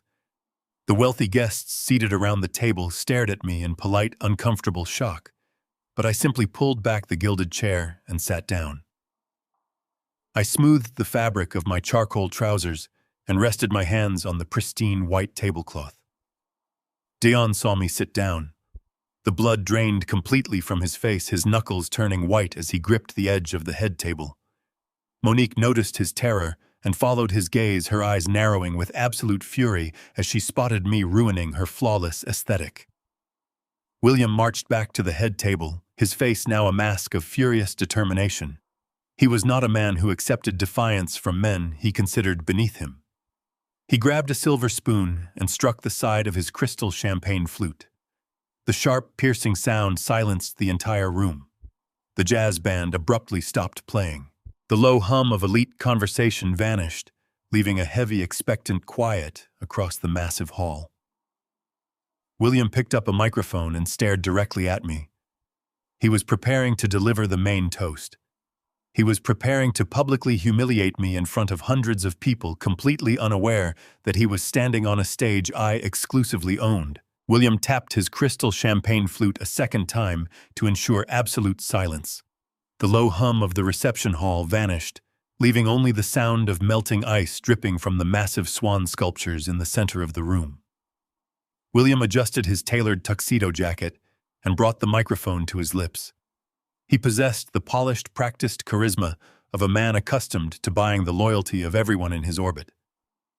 He began his toast by praising his daughter Monique, calling her the crown jewel of his real estate empire.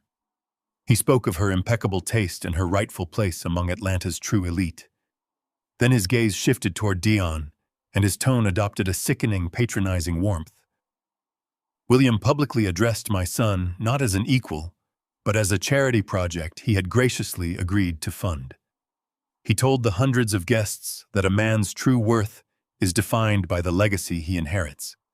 He painted a grim, exaggerated picture of Deon's past, mocking his humble, inadequate beginnings. William spun a narrative of a boy raised in the dirt, surrounded by blue-collar limitations and suffocated by the stench of manual labor. He openly ridiculed the concept of working for a daily wage, stating that real power is never earned with blistered hands. It is acquired through ruthless leverage. William claimed he was immensely proud to rescue Deon from a life of financial mediocrity. He declared that he was personally wiping away the grime of Deon's ancestry to provide him with a real substantial legacy. Deon sat completely frozen beside Monique. His face flushed a deep crimson, but he did not utter a single word of protest. He kept his eyes locked on the white tablecloth, swallowing the absolute destruction of his dignity in exchange for a promised inheritance. William leaned forward, his eyes locking directly onto me in the back row. He did not explicitly say my name, but the venom in his voice was unmistakable. He told the crowd that some fathers are simply anchors dragging their children down into the mud of their own failures. He stated that it takes a man of true substance to step in and save a boy from the pathetic legacy of an incompetent parent. He raised his glass to the room, proposing a toast to the eradication of the past and the triumph of superior breeding. The elite guests raised their glasses in unison, clapping politely at the calculated execution of my character. The applause rippled across the grand hall, a wave of polished, expensive approval validating William's arrogant narrative. Monique leaned over and kissed her father's cheek, her eyes gleaming with malicious satisfaction. Deon mechanically raised his champagne flute, his hands trembling slightly, actively participating in the public burial of his own heritage. The jazz band prepared to strike up another vibrant chord to carry the celebration forward. They never played a single note. I placed my hands flat against the pristine white tablecloth. I did not rush. I did not let anger dictate the tempo of my muscles. I pushed myself up to a standing position. The legs of my heavy wooden chair scraped violently against the polished marble floor. The harsh grinding sound ripped through the elegant acoustics of the banquet hall like a gunshot. The polite applause died instantly. The guests seated at my table flinched, pulling back in their chairs, as if I had suddenly caught fire. The sudden silence that fell over the room was absolute and suffocating. Hundreds of faces turned simultaneously toward the back of the room, their eyes fixing on the solitary man in the faded charcoal suit, standing in direct defiance of the host. The contrast was deliberate and striking. I was surrounded by men draped in custom silk and velvet, yet I was the only person in the room who truly owned the ground we were standing on. William lowered his microphone. His patronizing smile hardened into a rigid, furious line. He tightened his grip on the stem of his champagne flute, clearly outraged that the vagrant he had just rhetorically buried was refusing to stay in the dirt. He expected me to bow my head and quietly slip out the service doors under the crushing weight of his public humiliation. Monique glared at me from the elevated dais, her perfectly manicured facade cracking to reveal the panicked entitlement beneath. Deon stared at me in total horror. The physical reality of my presence completely shattered the illusion he was desperately clinging to. He knew William's words were empty posturing. He knew the money he relied on was frozen. He saw me standing tall and unbothered, and he recognized the terrifying, inescapable truth. I was not a defeated man walking away from a fight. I was the executioner preparing to drop the blade. I stepped away from the table and turned my body toward the main stage. I walked down the center aisle of the reception hall with slow, measured precision. I did not look at the elite developers or the local politicians whispering behind their hands.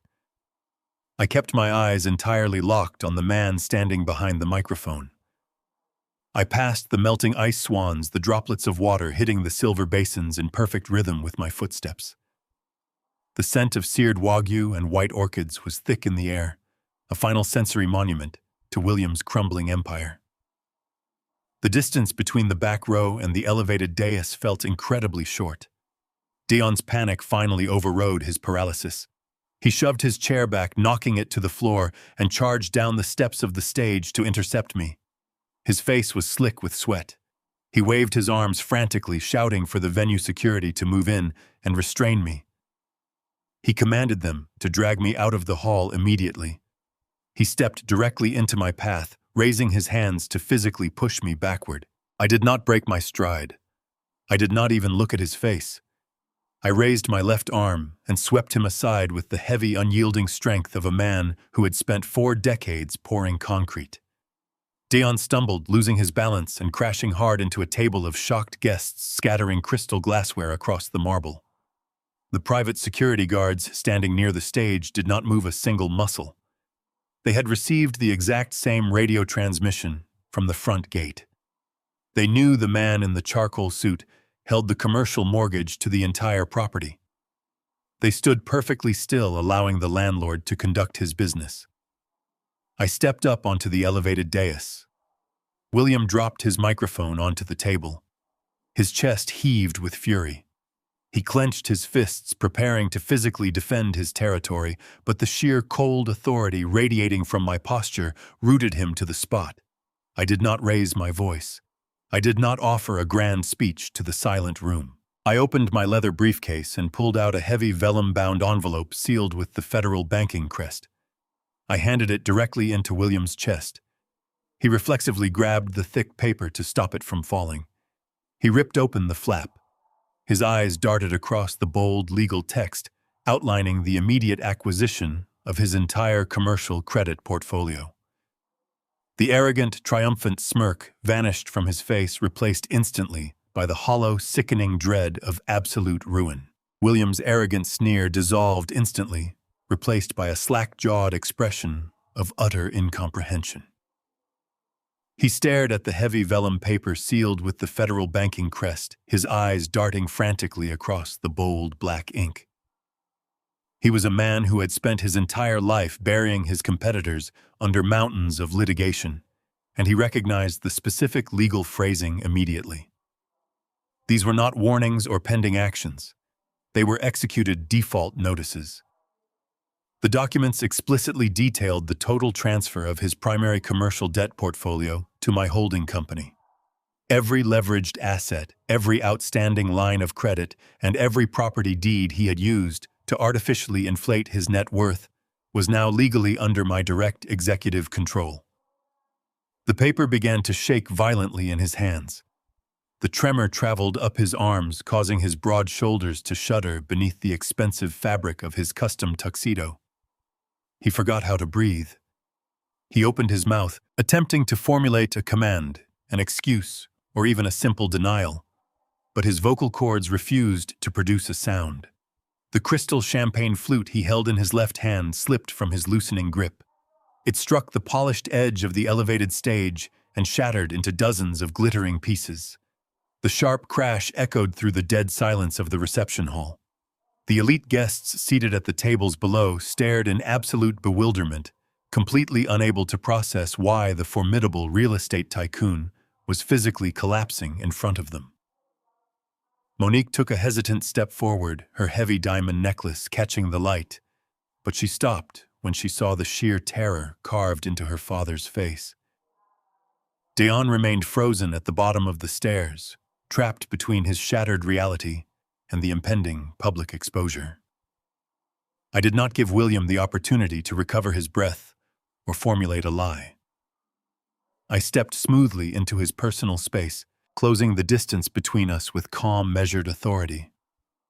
I reached out and gently but firmly removed the microphone from his sweating, trembling fingers. He surrendered it without a single ounce of resistance, his spirit entirely broken by the numbers printed on the page. I turned my back to him, facing the sea of wealthy guests, and looked out over the massive, silent room. I gripped the microphone, letting the heavy, suffocating silence stretch for 3 long seconds. Hundreds of expectant faces stared back at me, waiting for the punchline of a joke they did not understand. I spoke clearly, my voice cold, steady, and amplified across the grand hall, without a single tremor. I introduced myself not as an uninvited guest, but as Deon's father. A collective sharp intake of breath swept through the front tables. I told them that William had just spoken at length about legacy wealth and the eradication of the past. I explained that I was standing there to provide the exact financial details of that legacy. I directed their attention to the thousands of imported white orchids, the melting ice swans, and the lavish 5-course meal they were about to consume. I informed the room that this entire spectacle was not funded by William's vast corporate empire or Deon's newfound success. It was funded by theft. I detailed exactly how my son had secretly visited a notary, forged my signature on a comprehensive power of attorney, and systematically drained $85,000 from my private medical savings account. I explained that those funds were not surplus wealth. They were the life insurance payout I had carefully preserved after my wife Clara passed away 10 years ago. It was the only financial safety net I had left in the world, and Deon had stolen it to purchase a temporary illusion of belonging. A wave of horrified murmurs erupted across the banquet hall. Wealthy socialites covered their mouths in shock, casting disgusted glances toward the head table. Deon shrank back against the floral arrangements, dropping his head into his hands, entirely unable to look anyone in the eye. He had traded his honor for prestige, and now he possessed neither. Monique's pristine bridal facade shattered completely, her face contorted with rage and terror as she realized the funds she planned to funnel into her offshore accounts were not just illicit, but actively tracked and traced by federal authorities. She looked at Deon with pure, unfiltered hatred, recognizing him not as a savior, but as a liability who had brought a financial predator directly to her doorstep. I turned my body back toward William. He was leaning heavily against the wooden podium, his complexion an unhealthy ashen gray. I raised the microphone again, ensuring every person in the room could hear the final absolute execution of his empire. I announced that William was fully aware of Deon's forgery. I explained that rather than rejecting the stolen money, William had actively integrated those funds into his own highly leveraged corporate accounts. He had used the stolen $85,000 as fraudulent liquid collateral to secure the massive loans keeping his failing real estate business afloat. The murmurs in the room escalated into loud, frantic whispers. Corporate investors and local politicians seated at the tables began reaching for their phones, instantly realizing the toxic legal implications of being associated with William's fraudulent enterprise. I delivered the final, undeniable truth. I stated that because I was now the sole owner and executive director of William's commercial debt portfolio, and because he had utilized stolen assets to secure those specific loans, the terms of the agreement were irrevocably breached. I looked directly into William's panicked eyes and officially called the multi-million-dollar loan in immediately. I demanded payment in full by the end of the business day. William knew he did not have the cash. He knew his assets were frozen. He knew that the moment the market opened on Monday morning, everything he had ever built would be liquidated by the federal bankruptcy courts. He was completely, irrevocably ruined, destroyed by the exact same predatory tactics he had used to crush countless others. The silence that fell over the reception hall was absolute and terrifying. It was the sound of a dynasty collapsing in real time. No one moved. No one spoke. The guests sat paralyzed, trapped in the blast radius of William's financial annihilation. Then the heavy wooden doors at the back of the reception hall burst open. The loud crash shattered the tension. The venue manager, a severe man in a tailored tuxedo, sprinted frantically down the center aisle. He ignored the shocked guests and the melting ice sculptures running directly toward the main stage. He was clutching a digital tablet tightly against his chest, his face pale with panic, desperate to deliver a catastrophic update that could no longer wait. The venue manager's highly polished black Oxfords slapped against the marble floor in a frantic, undignified sprint. He bypassed the main steps, vaulting onto the side of the elevated dais with a complete disregard for the formal decorum of the event. His face was slick with a terrified perspiration. He stopped directly between William and me, clutching a sleek digital tablet so tightly his knuckles were white. He did not ask for permission to speak, nor did he lean in to whisper discreetly.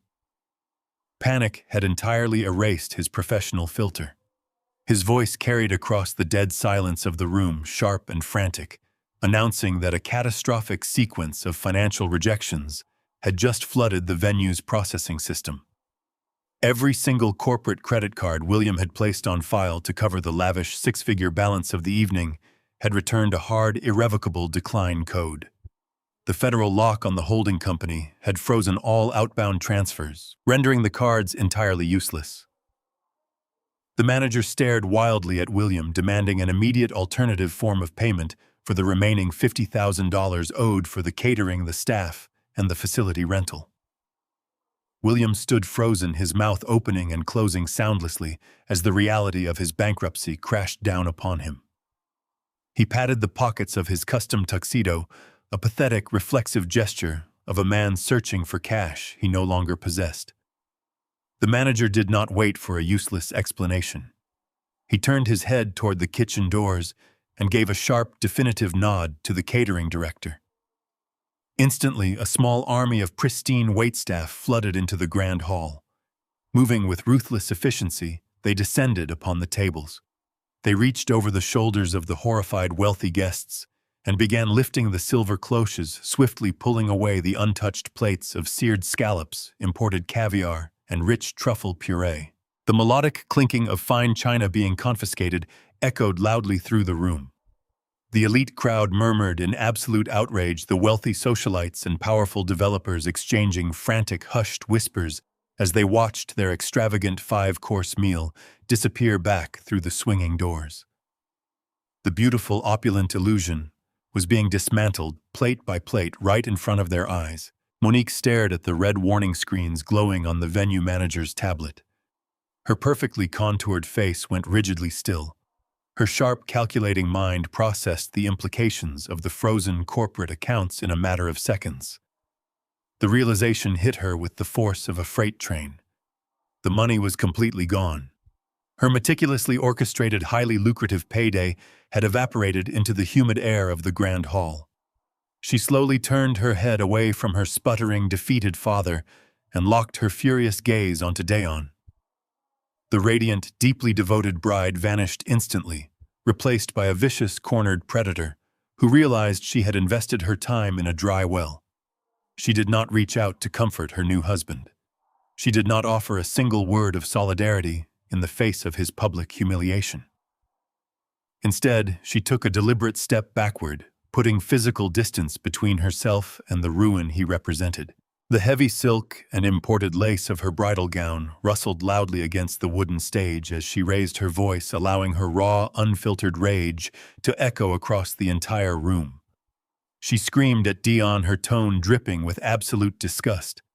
She called him a pathetic, broke fraud who lacked the capital to even rent the tuxedo currently hanging on his shoulders. She systematically and verbally dismantled him in front of his peers, stripping away every ounce of the artificial prestige he had spent months trying to build.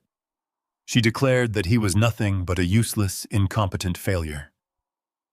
She reminded him that he had promised her an empire of liquid assets, but had brought her absolutely nothing except a hijacked medical fund that was now legally paralyzed by a federal injunction.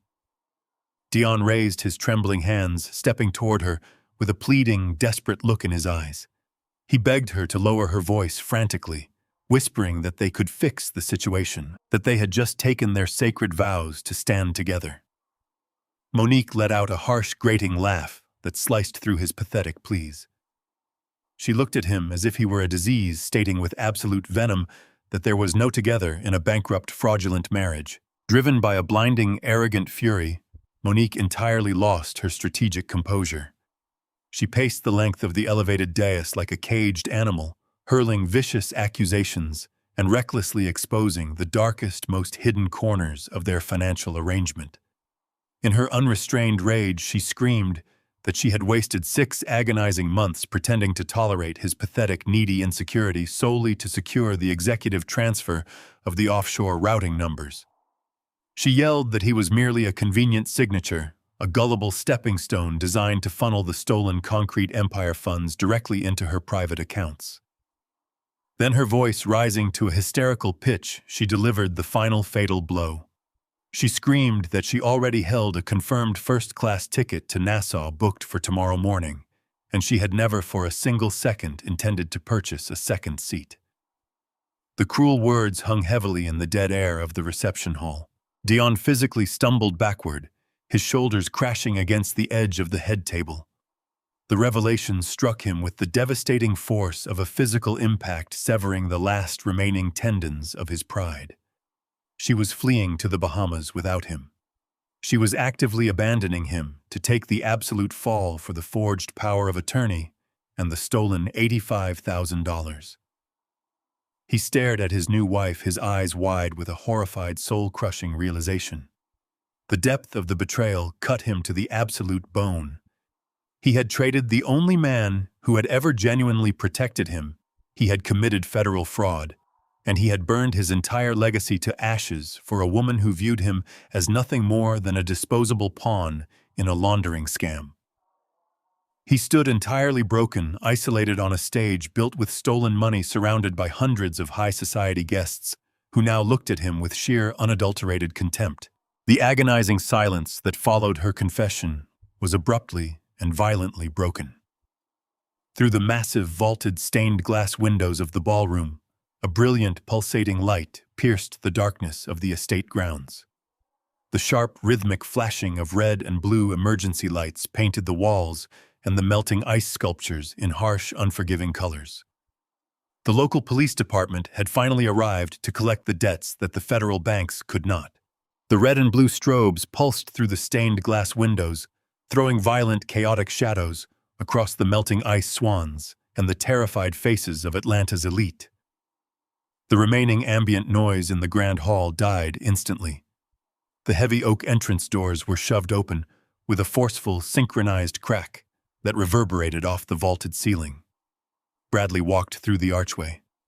He was no longer the exhausted voice on the phone from early this morning. He was dressed in a sharp navy suit, projecting the lethal confidence of a man who had successfully cornered his prey.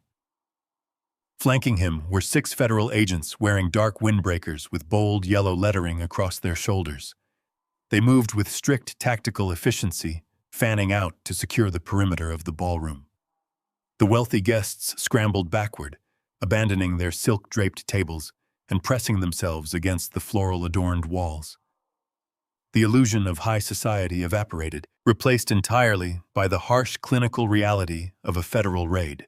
Bradley strode directly down the center aisle, his expensive leather shoes clicking rhythmically against the marble floor. He did not look at the local politicians or the corporate developers who were currently attempting to hide their faces from the inevitable press leak. He kept his eyes locked on the elevated dais. The lead federal agent stepped forward, holding a thick stack of manila folders securely in his right hand. He projected his voice across the cavernous room, addressing Deon and Monique with an absolute, uncompromising authority. He announced that they were serving immediate execution of federal arrest warrants. He listed the charges with mechanical precision, each word acting as a heavy nail in my son's coffin. The agent cited multiple counts of aggravated wire fraud conspiracy to commit bank fraud and felony elder financial abuse crossing state lines. The sheer magnitude of the charges hung in the humid air of the reception hall. William's powerful friends stared in open horror as the true foundation of this wedding was laid bare. Deon stood paralyzed on the stage.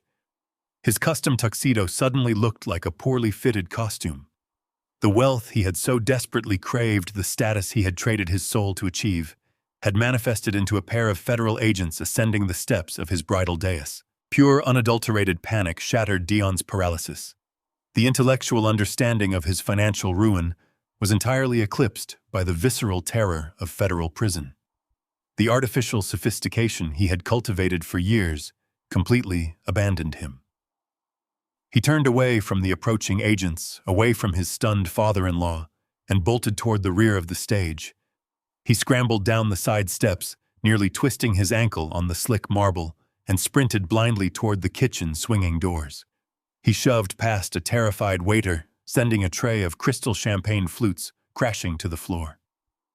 He hit the heavy wooden kitchen doors with his shoulder, desperate to find the loading dock and disappear into the night. The doors flew open, but his escape was instantly terminated. 2 additional federal agents stood blocking the service corridor, their hands resting firmly on their utility belts. They did not speak. They simply grabbed Deon by the lapels of his ruined tuxedo and shoved him aggressively back into the brilliant light of the grand hall. He stumbled backward, his chest heaving, completely surrounded. Observing Deon's pathetic capture, Monique instantly recalculated her survival strategy.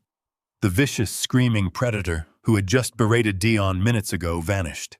She deployed a flawless, desperate performance. She backed away from Deon, holding her hands up to her chest, her eyes wide with manufactured terror. She turned toward the lead federal agent, her voice trembling with practiced hysterical tears.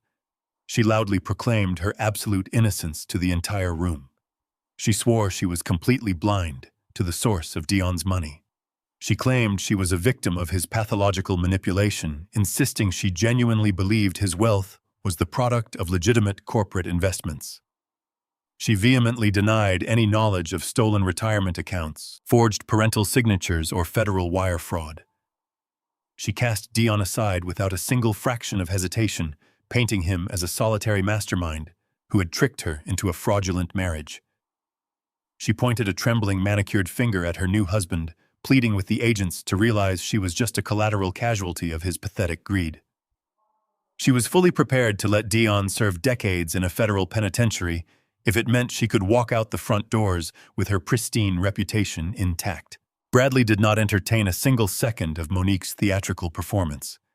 He walked up the final step to the dais, placed his pristine briefcase on the white tablecloth, and snapped the brass latches open.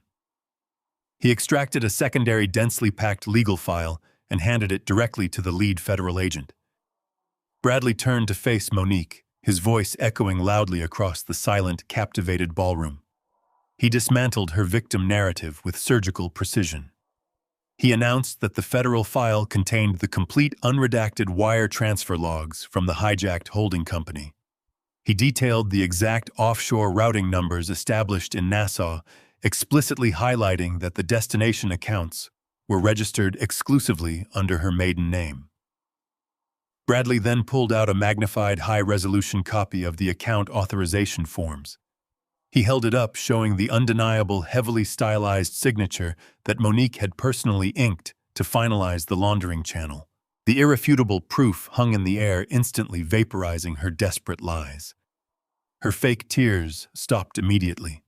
Her face hardened into a mask of pure, cornered rage. The lead agent gave a sharp nod. Two officers moved in swiftly. Cold steel handcuffs ratcheted tightly around Deon's wrists, pinning his arms behind his back. He did not fight them. He simply stared blankly at the marble floor, his breathing shallow and erratic. The agents then turned to Monique. She shrieked, thrashing wildly, her heavy silk gown tearing as she physically fought the officers. They overpowered her in seconds, clamping the steel cuffs over her delicate wrists and dragging her forcefully off the stage. The elite guests watched in absolute horrified silence as the bride and groom were marched through the center aisle like common thieves. William stood near the podium, his face a terrifying shade of gray. He watched his daughter dragged away in handcuffs. He looked at the federal agents securing the room, realizing with absolute certainty that they would be seizing his corporate ledgers the moment the sun rose. The crushing reality of his total annihilation finally broke him. He collapsed heavily into a velvet chair, clutching his chest, a broken king in a ruined castle. At the base of the stage, an agent forced Deon to a halt to secure his cuffs. Deon's legs gave out. He dropped heavily to his knees on the cold marble floor. He slowly raised his head. He looked past the flashing lights and the federal agents, his tear-filled eyes locking directly onto me. Deon remained on his knees against the cold marble floor. The heavy steel handcuffs pinned his wrists together, forcing his shoulders into an awkward, defeated slouch. He looked up at me through a thick veil of tears, the arrogant facade completely washed away by the sheer terror of federal incarceration. The flashing red and blue lights from the armada of police cruisers outside pulsed through the tall, stained glass windows, painting his tear-stained face in harsh, chaotic strokes.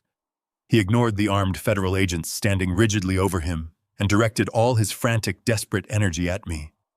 He begged me to make it stop, his voice echoing shrilly over the murmurs of the stunned guests.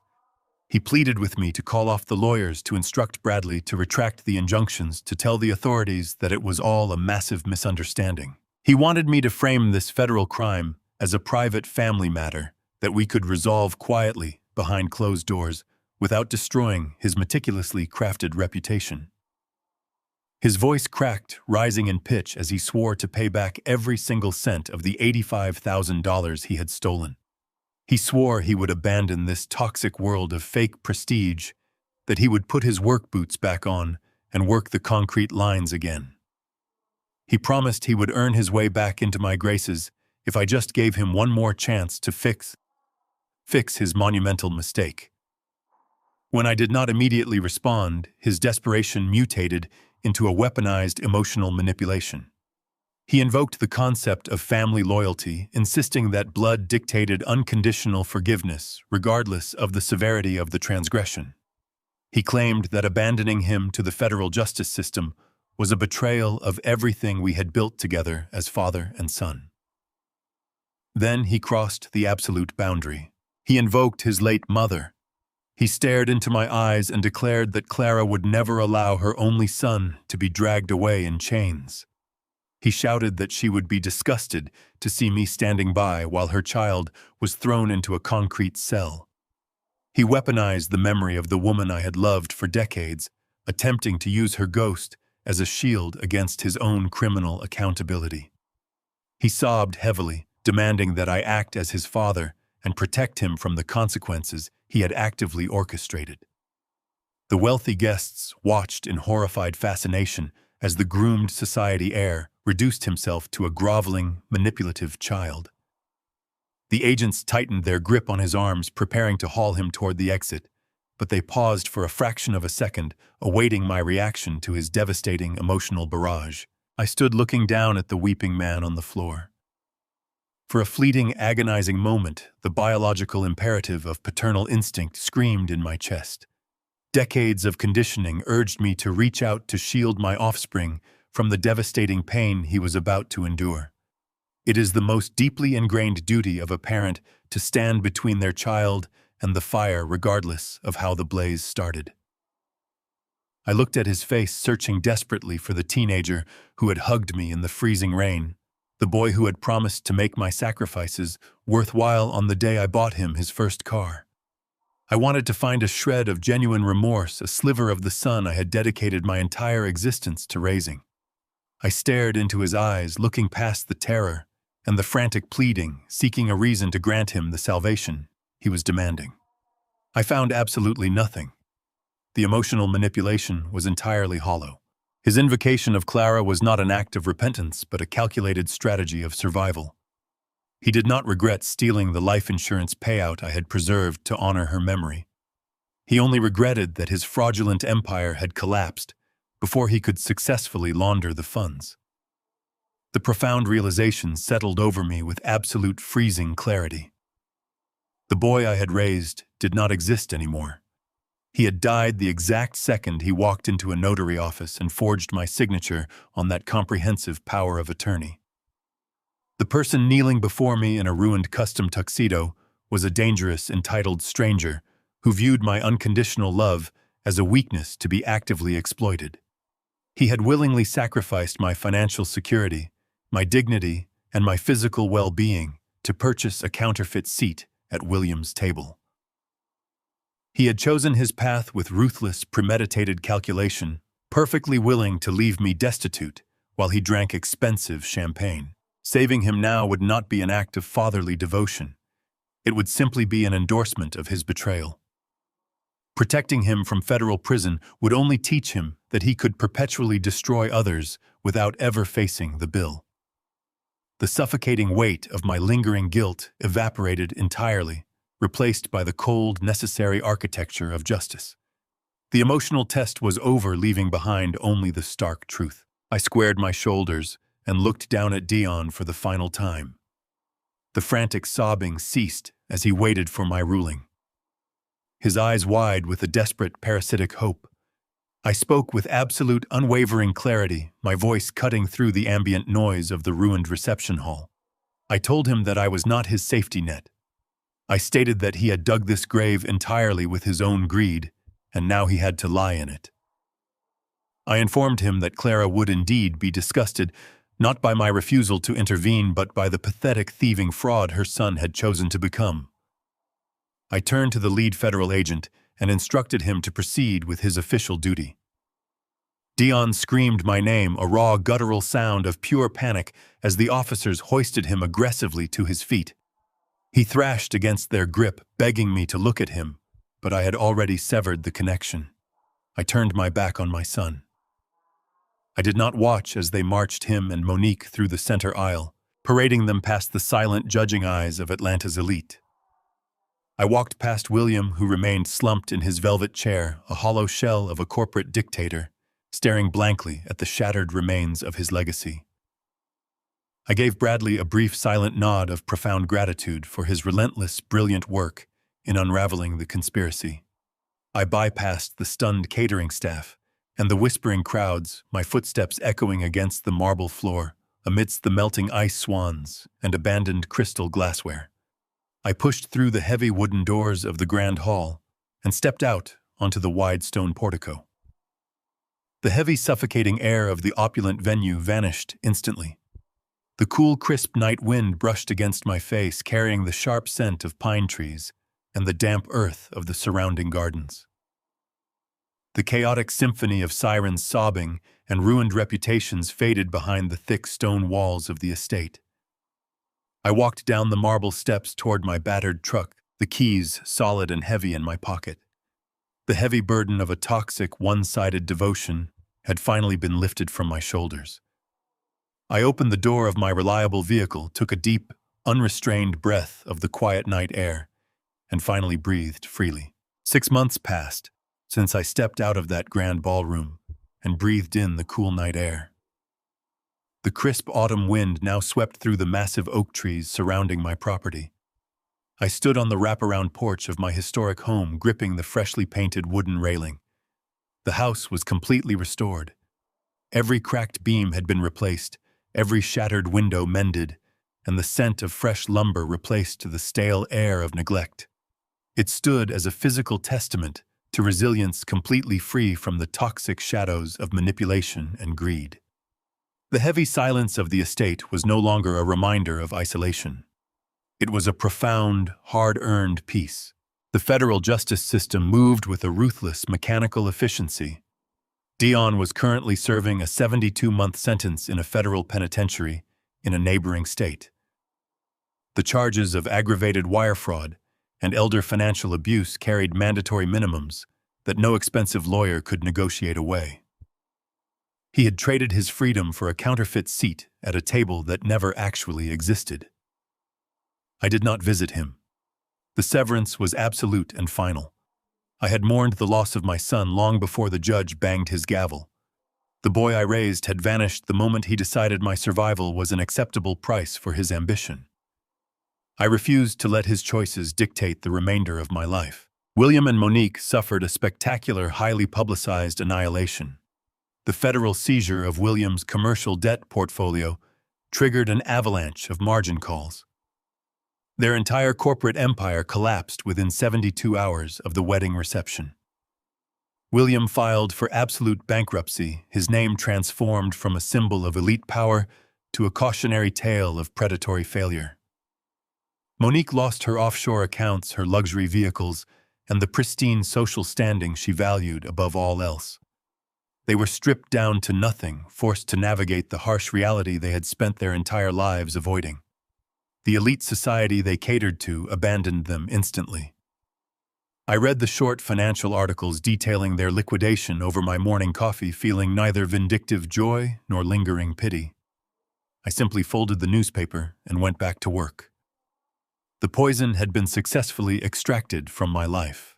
I channeled my remaining resources and decades of acquired knowledge into the very ground I owned. I converted my massive backyard and the adjacent 3-car garage into a fully equipped community workshop. The space was completely cleared of clutter and outfitted with industrial workbenches, precision power tools, and heavy drafting tables. I opened the rolling metal doors to the neighborhood, establishing a rigorous mentorship program for fatherless young African-American men in the community. These were teenagers standing at the exact crossroads where a lack of guidance could push them toward the same hollow, destructive illusions of fast wealth that had consumed Deon. I did not just teach them how to pour a concrete foundation or frame a load-bearing wall. I taught them the brutal, unforgiving mechanics of financial literacy. We reviewed compound interest, commercial leverage, the dangers of predatory lending, and the absolute necessity of owning the ground beneath their feet. I showed them how to read contracts and how to spot clauses designed to strip away their generational wealth. More importantly, I taught them the unshakable meaning of honor. I instilled the truth that real power is never acquired through leverage or deception. Real power is built with calloused hands, quiet discipline, and a word that functions as an ironclad guarantee. I watched these young men transform their initial skepticism, replaced by a fierce, focused dedication to their craft. The sharp whine of a circular saw echoed across the yard, cutting through the afternoon air. I leaned against the heavy wooden workbench, crossing my arms over my chest.